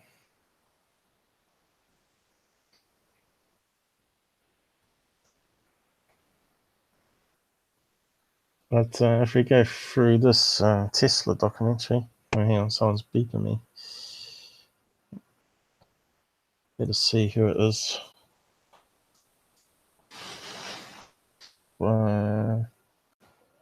Nope, can't see anyone. Thought they might want to join. Yeah, I don't know what happened to Robert. He must have got to an appointment, but he had to go and see someone. Ah, it is Robert. He's back. Why is he not on chatting?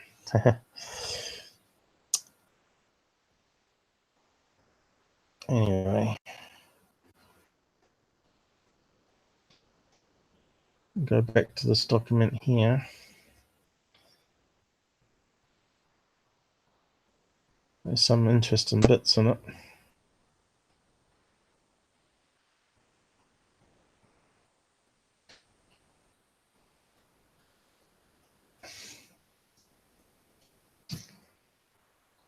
Okay.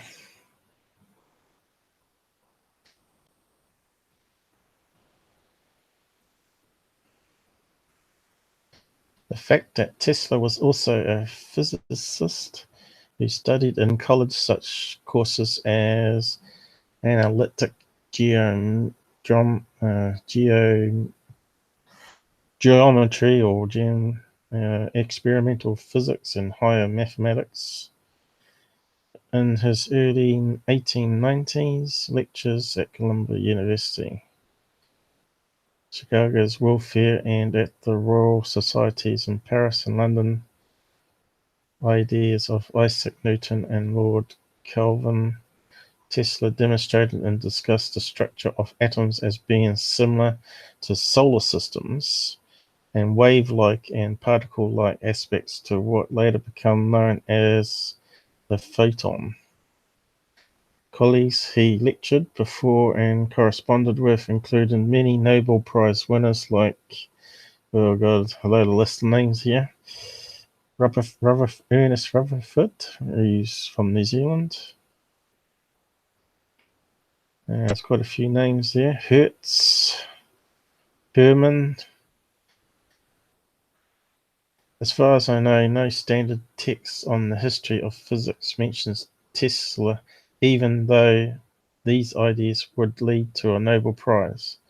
When they were further developed by Rutherford and Bohr with their solar system description of an atom with electrons orbiting the nucleus. So yeah, even though Tesla proposed it, he was written out of science, you see.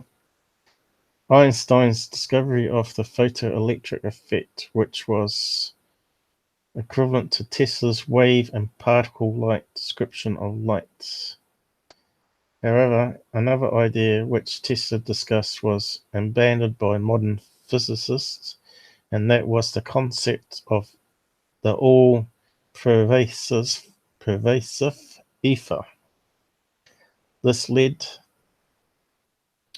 to a number of key differences between Tesla's view of the world as compared to that of Albert Einstein.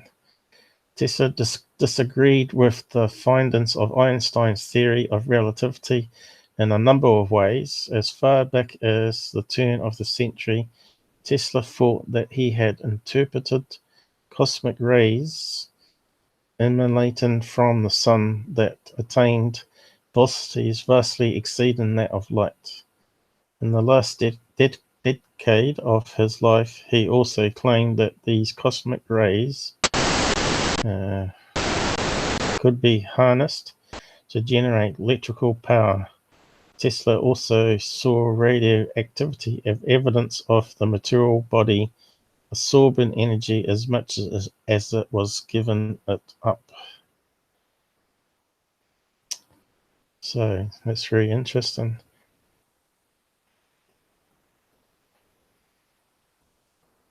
On a separate front, the inventor stated that the impulses transmitted from his turn of the century Wardenclyffe wireless transmitting tower would also travel at velocities in excess of the speed of light.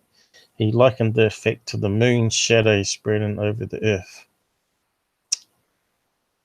And so we'll probably skip some of this. But if you want to read it,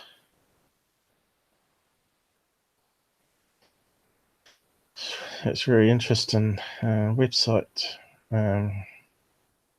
write-up from 2008, I think it is. Taking this concept step further, does the solar system or galaxy, when perceived as a functional unit, interact with itself in some way that by necessity makes a mockery of the speed of light? The galaxy, of course, is hundreds of thousands of light years long. In fact, when we look at photographs of galaxies, we are seeing entities that are hundreds of thousands of light years long.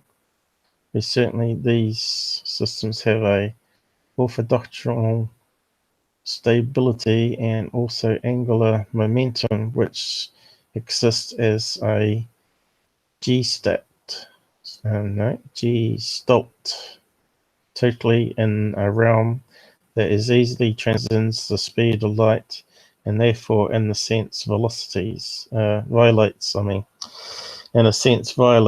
relativity.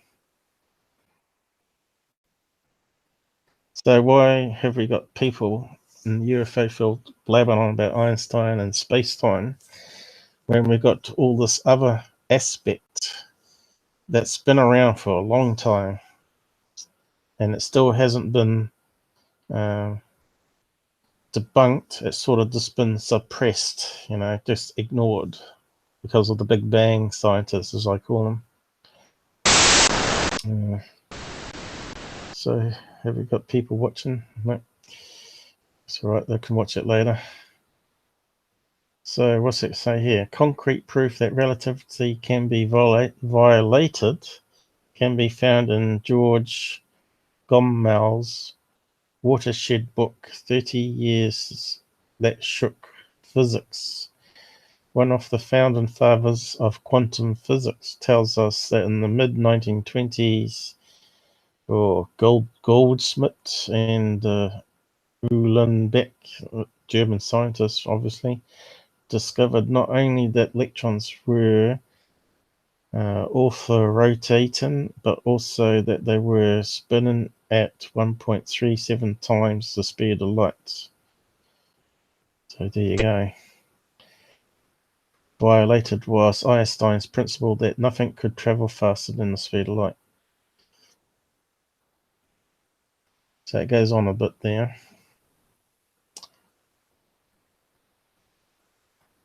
Sounds like Einstein was cut out the picture and he should have got a Nobel Prize.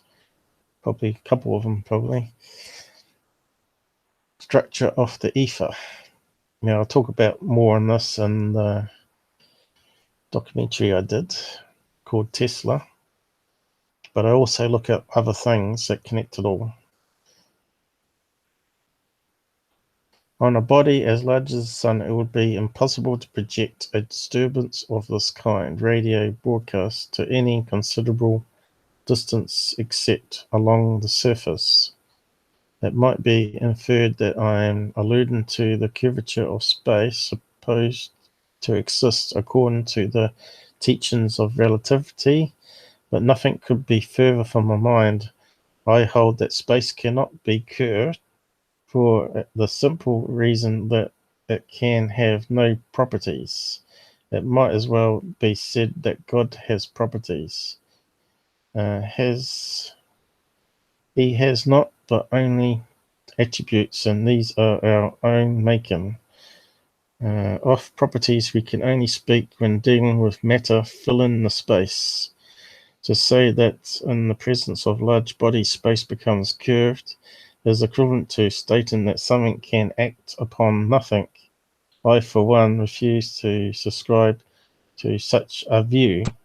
Signed, Nikola Tesla. So that's his statement.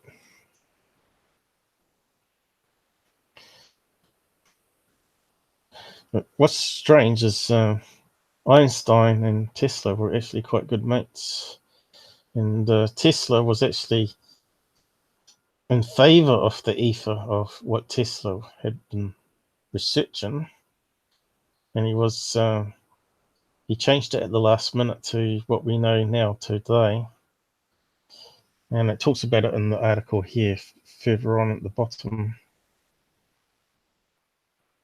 In Tesla's model, a force field would curve light around large bodies. So that's where I was talking about radiant energy and the flux. The flux itself, which is gravity, would curve the light, the photon. These ideas were related to Tesla's original theories on gravity, which do not seem to have either been published, but can be ascertained by decoding related articles by or about Tesla from the 1930s to 40s. They also coincide with some of the most recent theories on physics, gravity, and magnetism, which challenge Einstein's claim that nothing can travel faster than the speed of light. So there you go. L. Lerner, writing about magnetic whirlwinds in Science Digest in 1985, stated that magnetism is as fundamental as gravity, citing the research and theories of plasma physicist A. Parrott of Los Alamos National Laboratory. Astronomers using radio telescope observed filaments of gas arcing far above the galactic plane. Thus, twisting spirals appeared to be held together by a magnetic field, stretching across 500 light years. Such magnetic vortices may play a major role in the universe, as important as gravitation. Yeah. Okay. So it's a totally different concept to what we're being told all the time on TV. Another key mystery where Tesla differs from Einstein involves the paradoxical findings of Michelson and Morley, who in 1887 tried to detect the ether by using two sets of mirrors pointed at each other and placed miles apart. One set aimed in the direction of the Earth was moving, and the other was aimed at right angles to the movement of the Earth. It was hypothesized that if the ether existed, once impulse was sent, there would be a difference in the return times of each set, yet no difference was found. Einstein essentially agreed with the findings by stating that by its nature the ether could not be detected. However, Einstein also upped the ante considerably by also saying that if the ether could be detected, then the theory of relativity was in error. Einstein further stated that if light could travel like a particle, it would not need a medium like an ether to travel through. even though most of the great scientists of the day, such as Maxwell, Faraday, Kelvin, Fitzgerald, and Lorentz, also accepted the observation conclusion that there to a medium of transfer in space. The ether of all this was glossed over.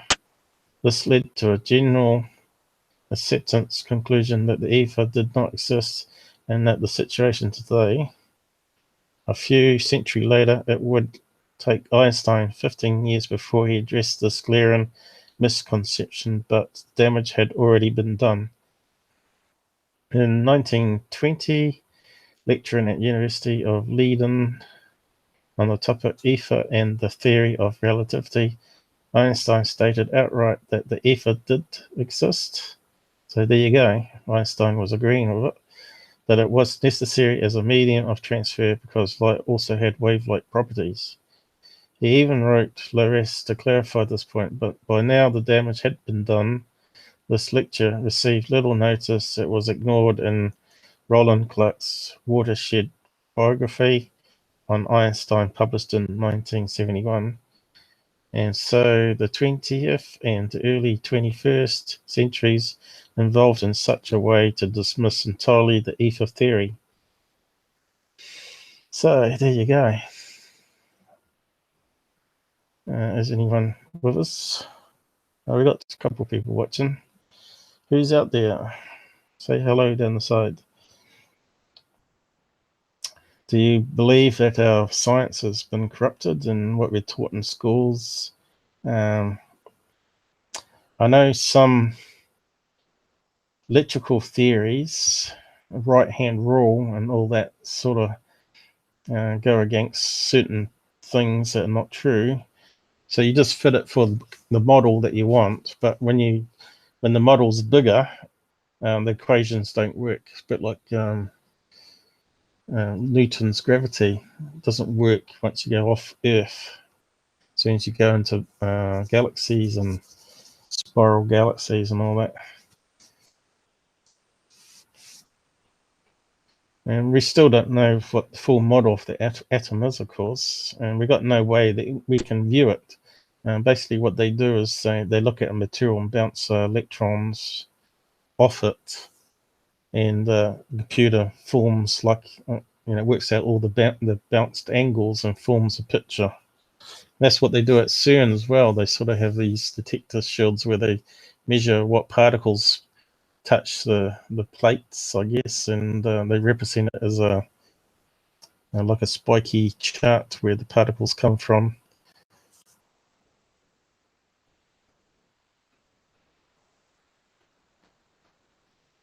So basically what it says down here is the other view of the ether is the Morley experiment.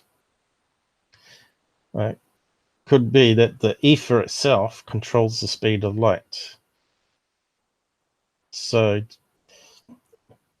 their experiment that they saw no change in the speed of light, it may be that the ether is actually the reason why it's controlling the photon bouncing back from the mirror back to the other detector.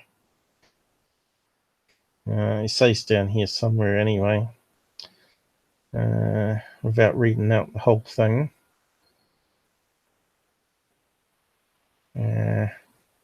From the perspective of popular science writers, belief in the non-existence of the ether remained alive, but in actuality by 1916, Einstein had replaced the old ether in his theory of general relativity, because it wasn't there originally, by curved space-time itself. And we're saying that space-time could be wrong, only because this article here is pointing out that the ether and the curve, the flux curve, is what's responsible for in the ether for controlling how the light bends around the sun or travels, So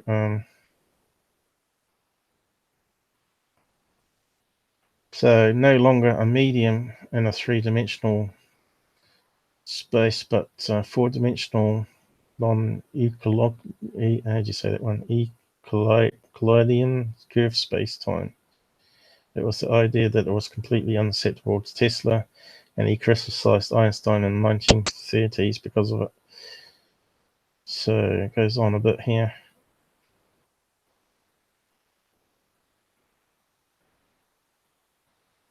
Let me skip that. Talking about spiritual component of it. Tesla postulated that everything in the universe derived its energy from external sources.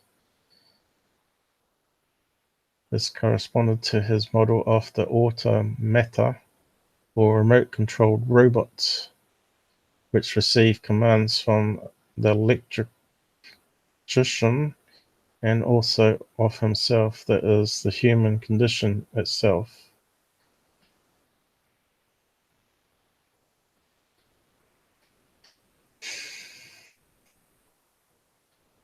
So I guess he's saying that we are only alive because we have a sun.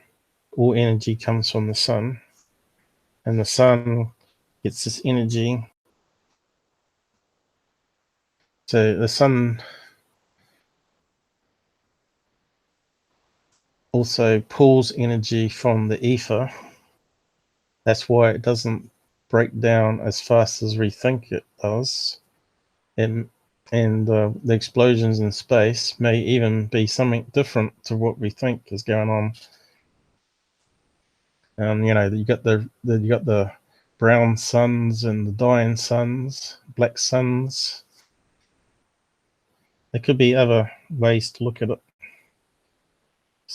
We're still trying to understand, yet we're talking about going faster than the speed of light to travel vast distances in the universe. And we can't even get around the Big Bang theory. And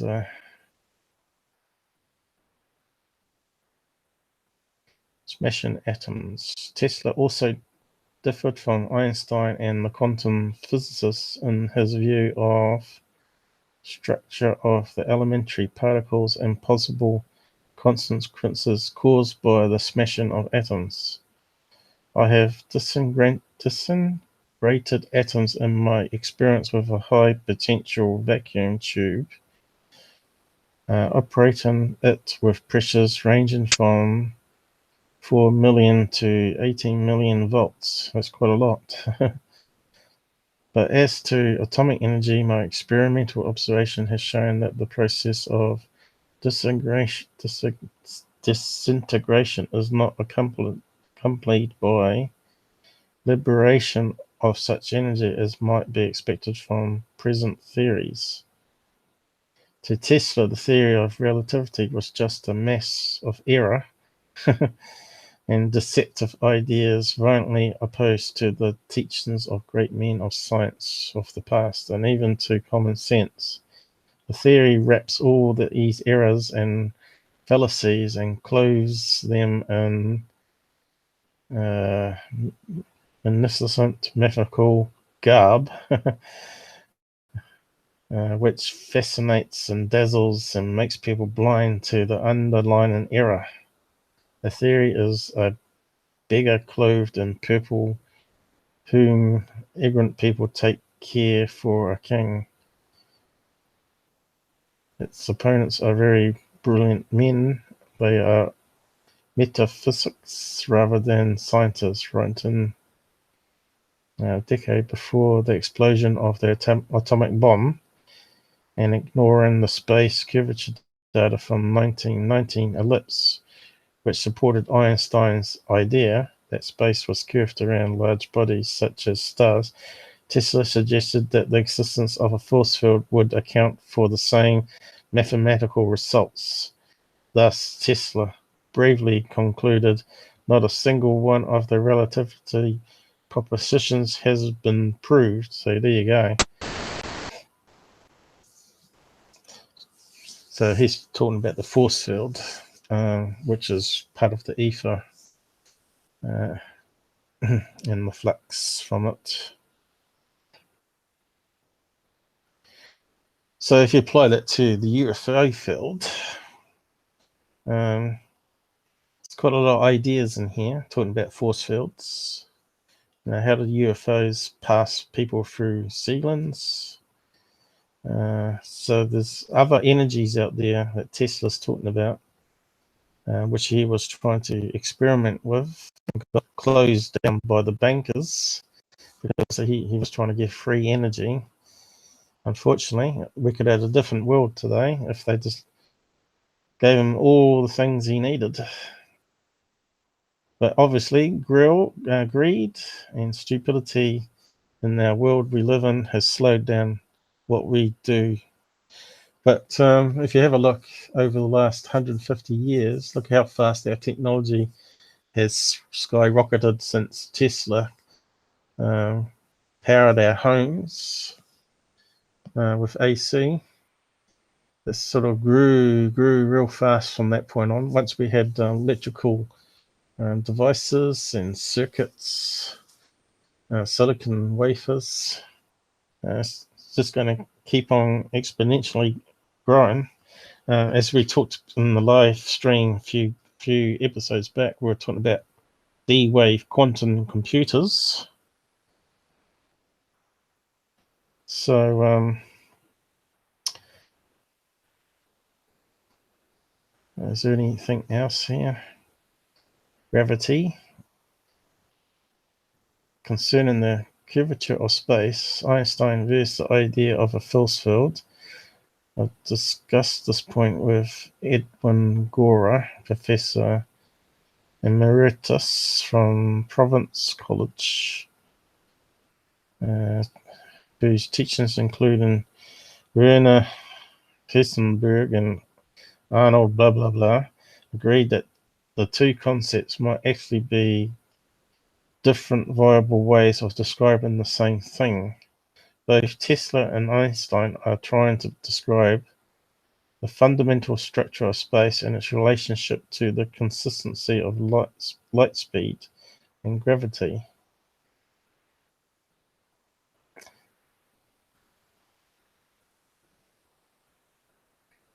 And he's discovered a paper here. Tesla states the reason why light only travels at one speed is because the ether, so which is already talked about already.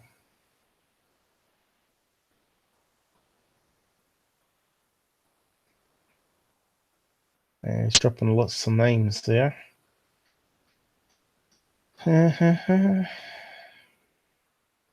If we look at the structure of matter, we see that it comprises of atoms, which is essentially electrons orbiting protons and neutrons.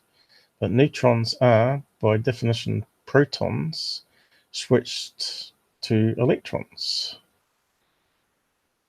So the fundamental structure of matter is just two particles, electrons and protons, and the glue that binds these atoms into molecules, which are photons.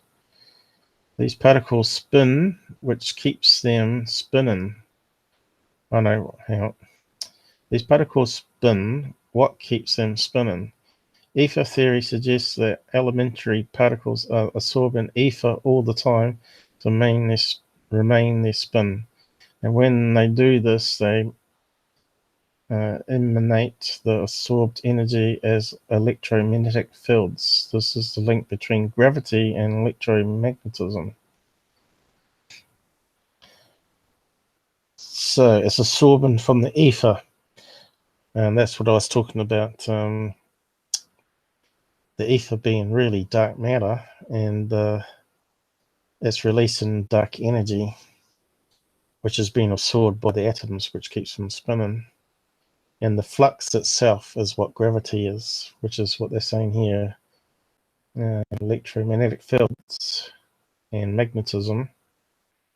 So it all sort of makes sense. Take the Earth, for instance. Classical physics sees the force of gravity as some type of almost magical attraction force between stars and planets. Ether theory has a totally different view. The reason we fall back to Earth when we jump up is not this a mystical force of gravity, but rather it is because the Earth is constantly absorbing a tremendous amount of ether to keep all of its elementary particles spinning. In other words, all the atoms. We are just in the way of the influx. This view explains what gravity is, and also explains Tesla's seemingly odd statement that the sun is absorbing more energy than it is radiating. The more you think about it, the more seemingly nutty idea makes perfect sense. The sun requires a gargantuan amount of ephemetic energy to keep its integrity. Well, you know what I mean. Integrity. Grand unification. Now we go into Einstein, who, as we learned from the new Isaacson biography, came to reject Mach's principle. Einstein did indeed see a connection between gravity and acceleration, but he was not ready to accept the ephemetic view because to do so would mean to drive a stake through his precious theory of relativity. Remember, he said that if ether could be detected, then his theory was wrong. Yeah. So there you go. All this has been forgotten. No one talks about it. So even Einstein wasn't even right, thinking that he was right. According to the ephemetic view as espoused by the various writers listed above, Price and Gibson, ether is easily detected. If you are driving in a car and accelerate greatly, you will feel a g-force. This is an increased absorption of ether. This is what a g-force is. Ether flowing into matter is gravity. Matter flowing rapidly through ether. This is acceleration. It's experienced as a g-force. That's quite interesting. So, still no one out there? I'll just keep checking. Einstein started to become aware of this in 1916.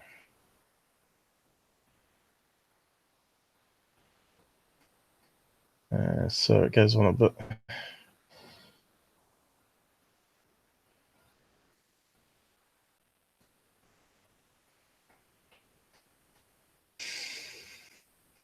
Once it's realized that electrons spin at speeds in excess of speed of light, a new paradigm is born.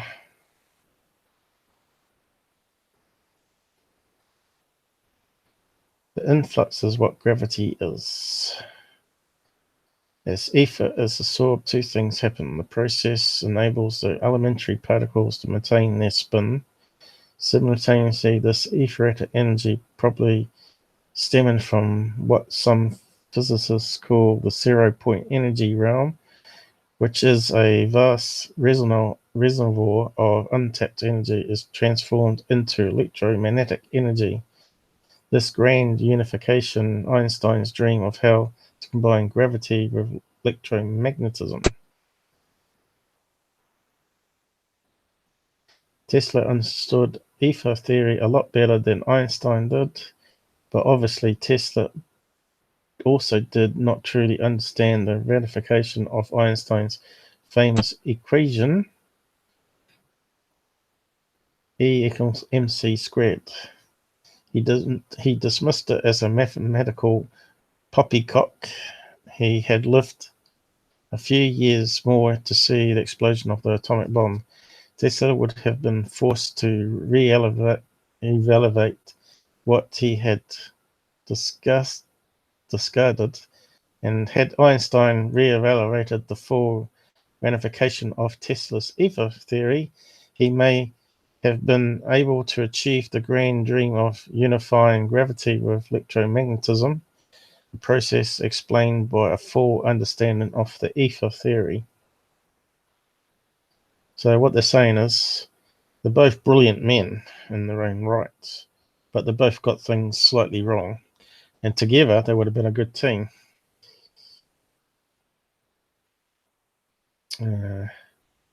So But even the E and C squared is classed as wrong. Do a search on Google, and some people are saying the equation doesn't work in all aspects of the universe. I'll see if I can find links to it anyway.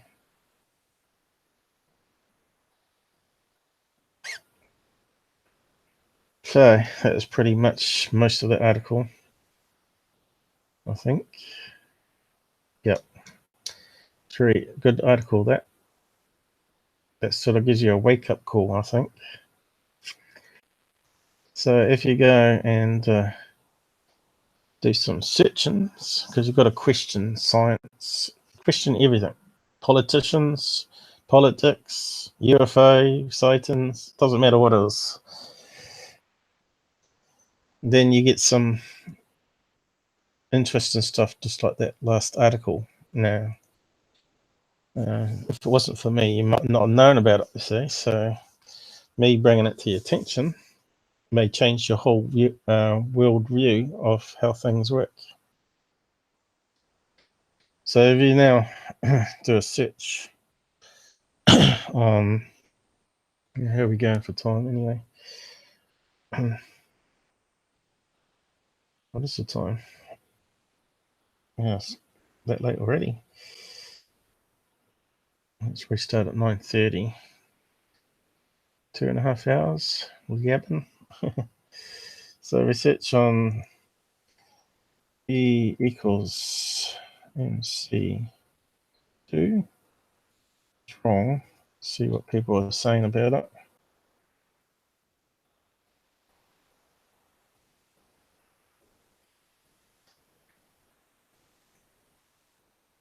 And you can see there's already a few videos popping up. Was Einstein wrong? That was back in 2011. And also they're talking about relativity there.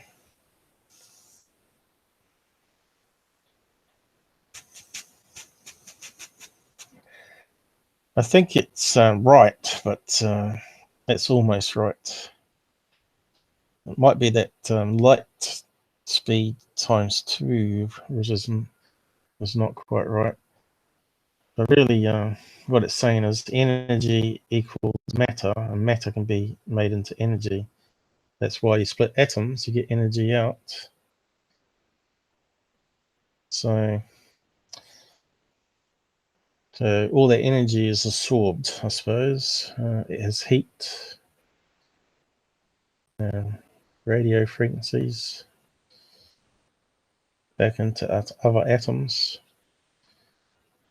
or rips other atoms apart in an explosion. But it's all transferred from one form to another.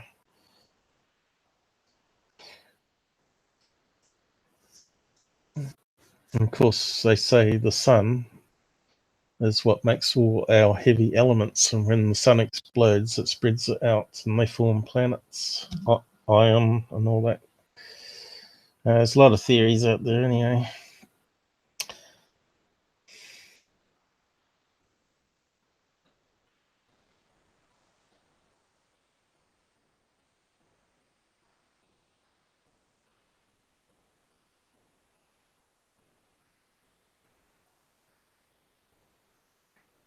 So that was back in 2011. I thought they proved it wrong recently. Maybe they finally did it in the lab or something, did they? Or did they repeat it?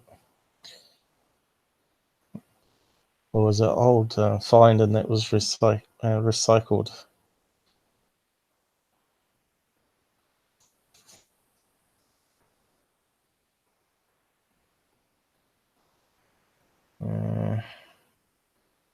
Let's have a look at some of these videos.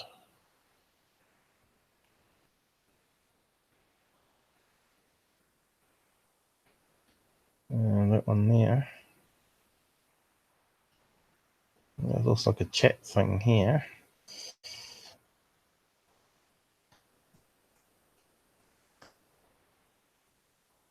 Is it loading? It's very slow.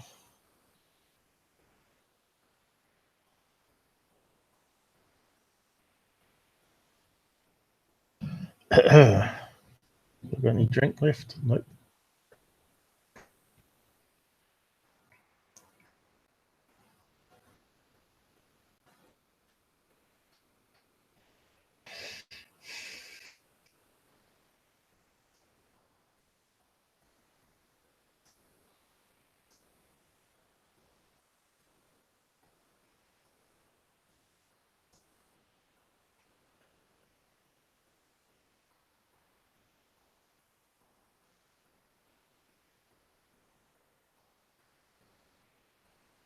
So, one to scientists, is it?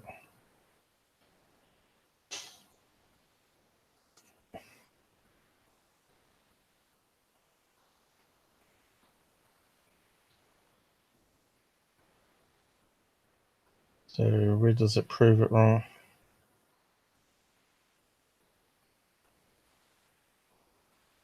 Might not be the best video. One with a graphic of some sort.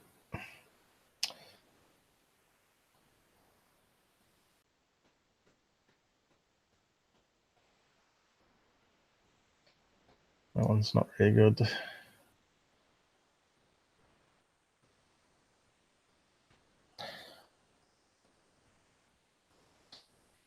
But you can see here they're modifying the equation. Let's have a look at images, maybe.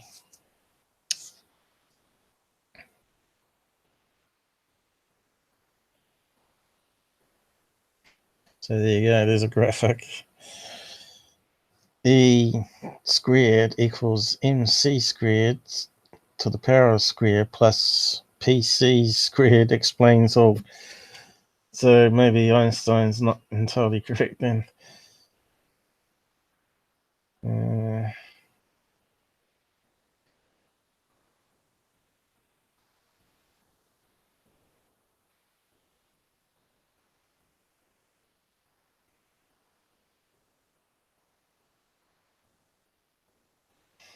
What's this one down here?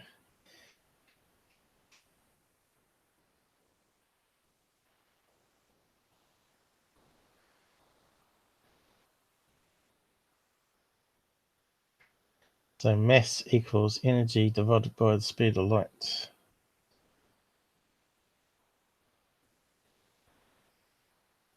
But mass or matter?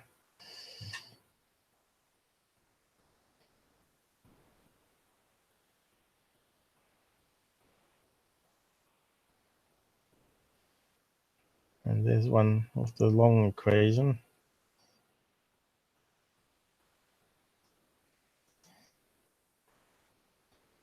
So I reckon it's squared again. I don't know. It's got to be a mathematics thing, eh?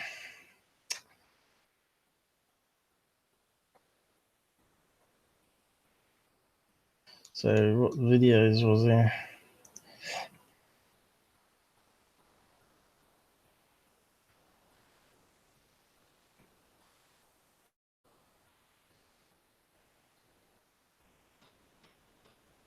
E equals m squared is incomplete. So it may be not wrong, just incomplete.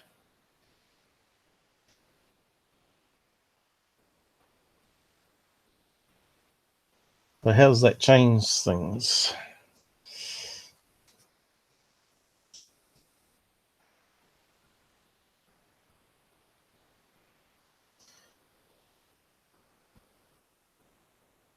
World. But what you might not know is that it isn't the whole story. It just describes objects that have mass and that aren't moving.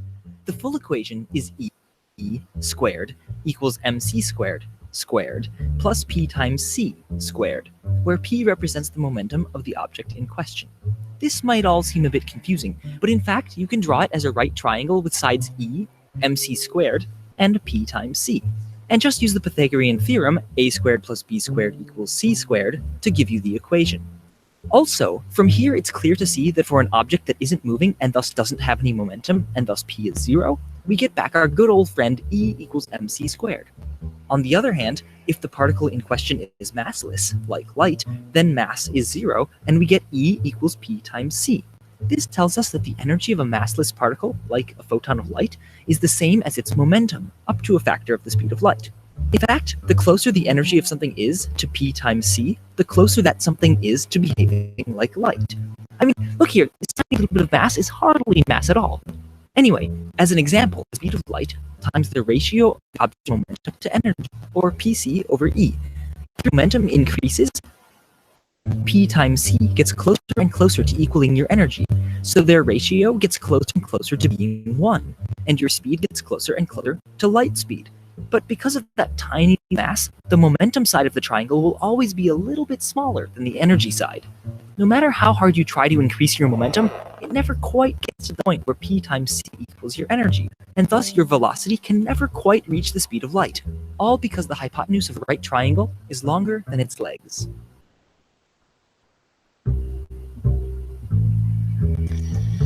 So yeah, you see people question things all the time. So I'll post that link down the side so you can watch it your end, because when I stream it, it's not the same quality.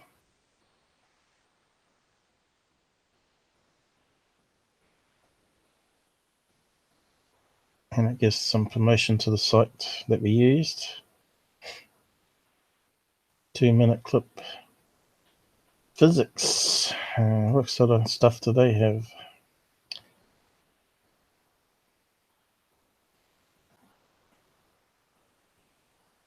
Looks like he gets a few views on that, 3 million. Don't know if he's right, of course. But it's good to see people questioning things. So when is his last one? 1 week ago. So it's quite active still, doing physics stuff. So what other stuff does he do? Physics of a caramel.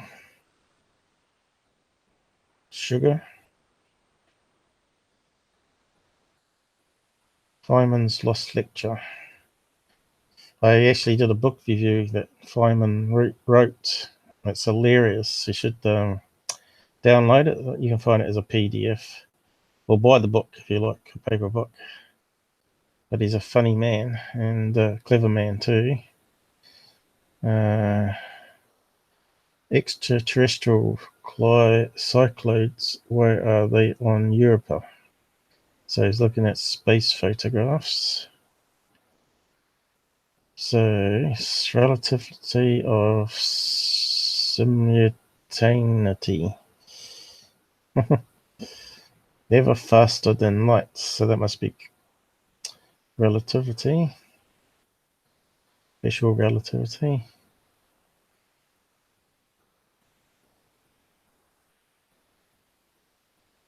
Why is relativity hard?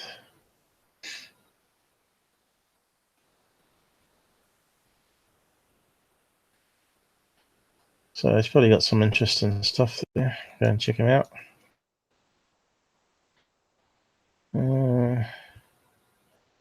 So you could look up other stuff too. I read it. And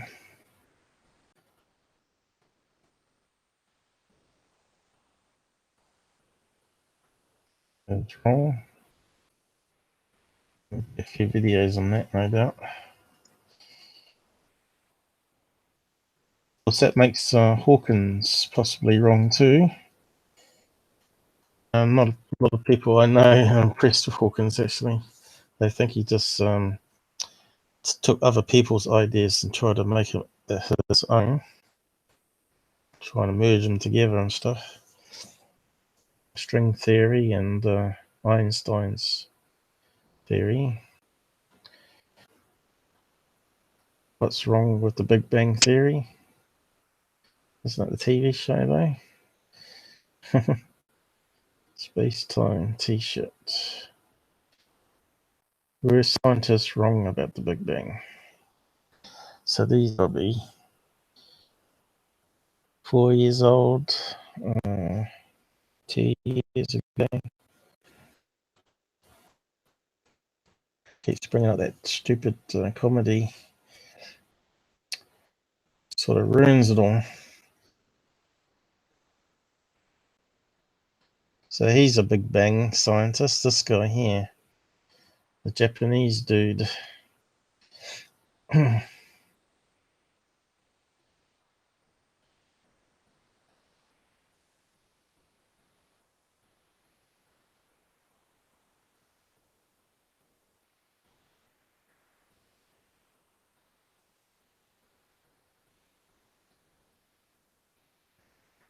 Yeah, looks like you're going to have to try something different. Let's bring out that silly TV show.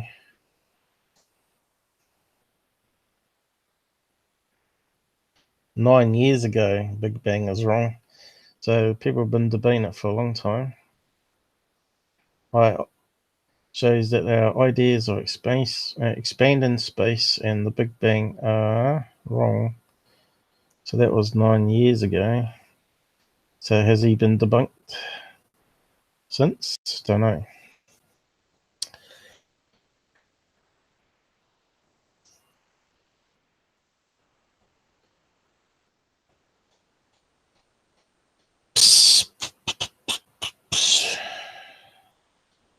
Is any guys around? Hasn't got any closed captions. Yeah.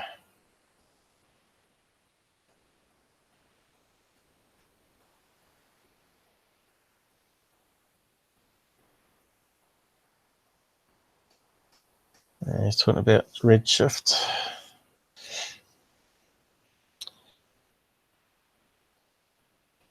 So we've sort of covered all that anyway.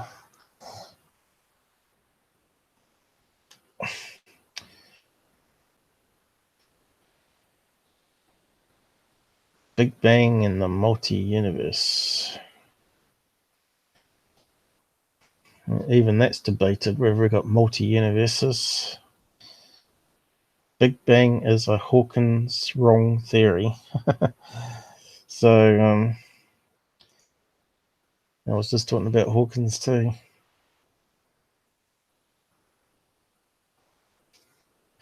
What is that? 2-hour long presentation? Hell.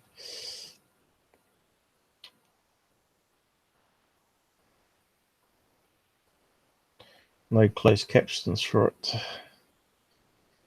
A lot of Indians, scientists there, wasn't it? Beyond the physics.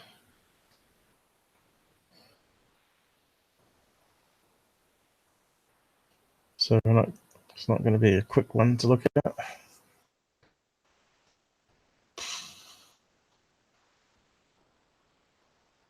You may have heard that before Hawkins died, there was a big debate from other scientists that Hawkins was rubbish and his theory was wrong and all that. Big Bang is wrong in Hindi.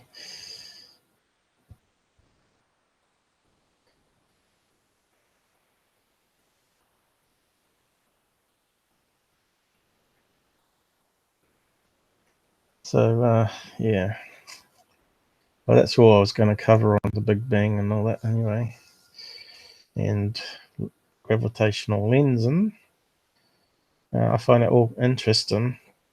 It's quite technical and trying to wrap your head around everything. And people that are stuck with the Big Bang model can't get outside the box they're in.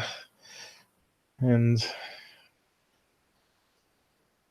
of course, you're going to have people fighting over who's right.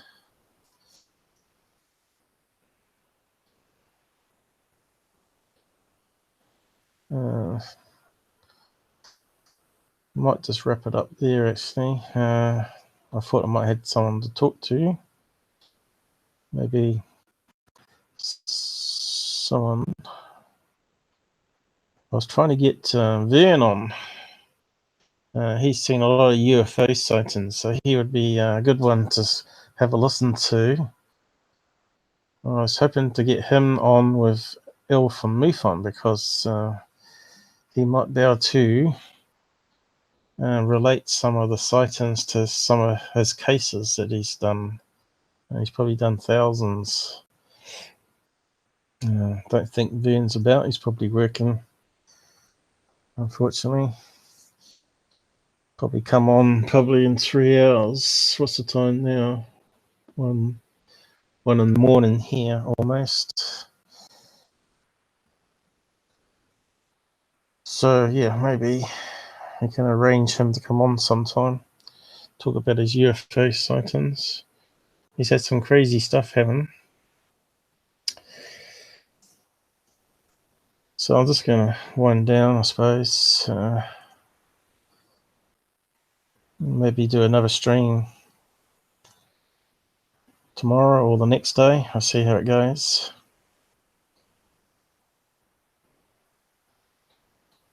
Thanks for joining us, and hopefully people will watch it offline and have their say in the comments or provide some extra information that I have missed. We always got to keep questioning things. Do like and share the episode. It does help me out. It costs you nothing to do that. So I'll just kick off this.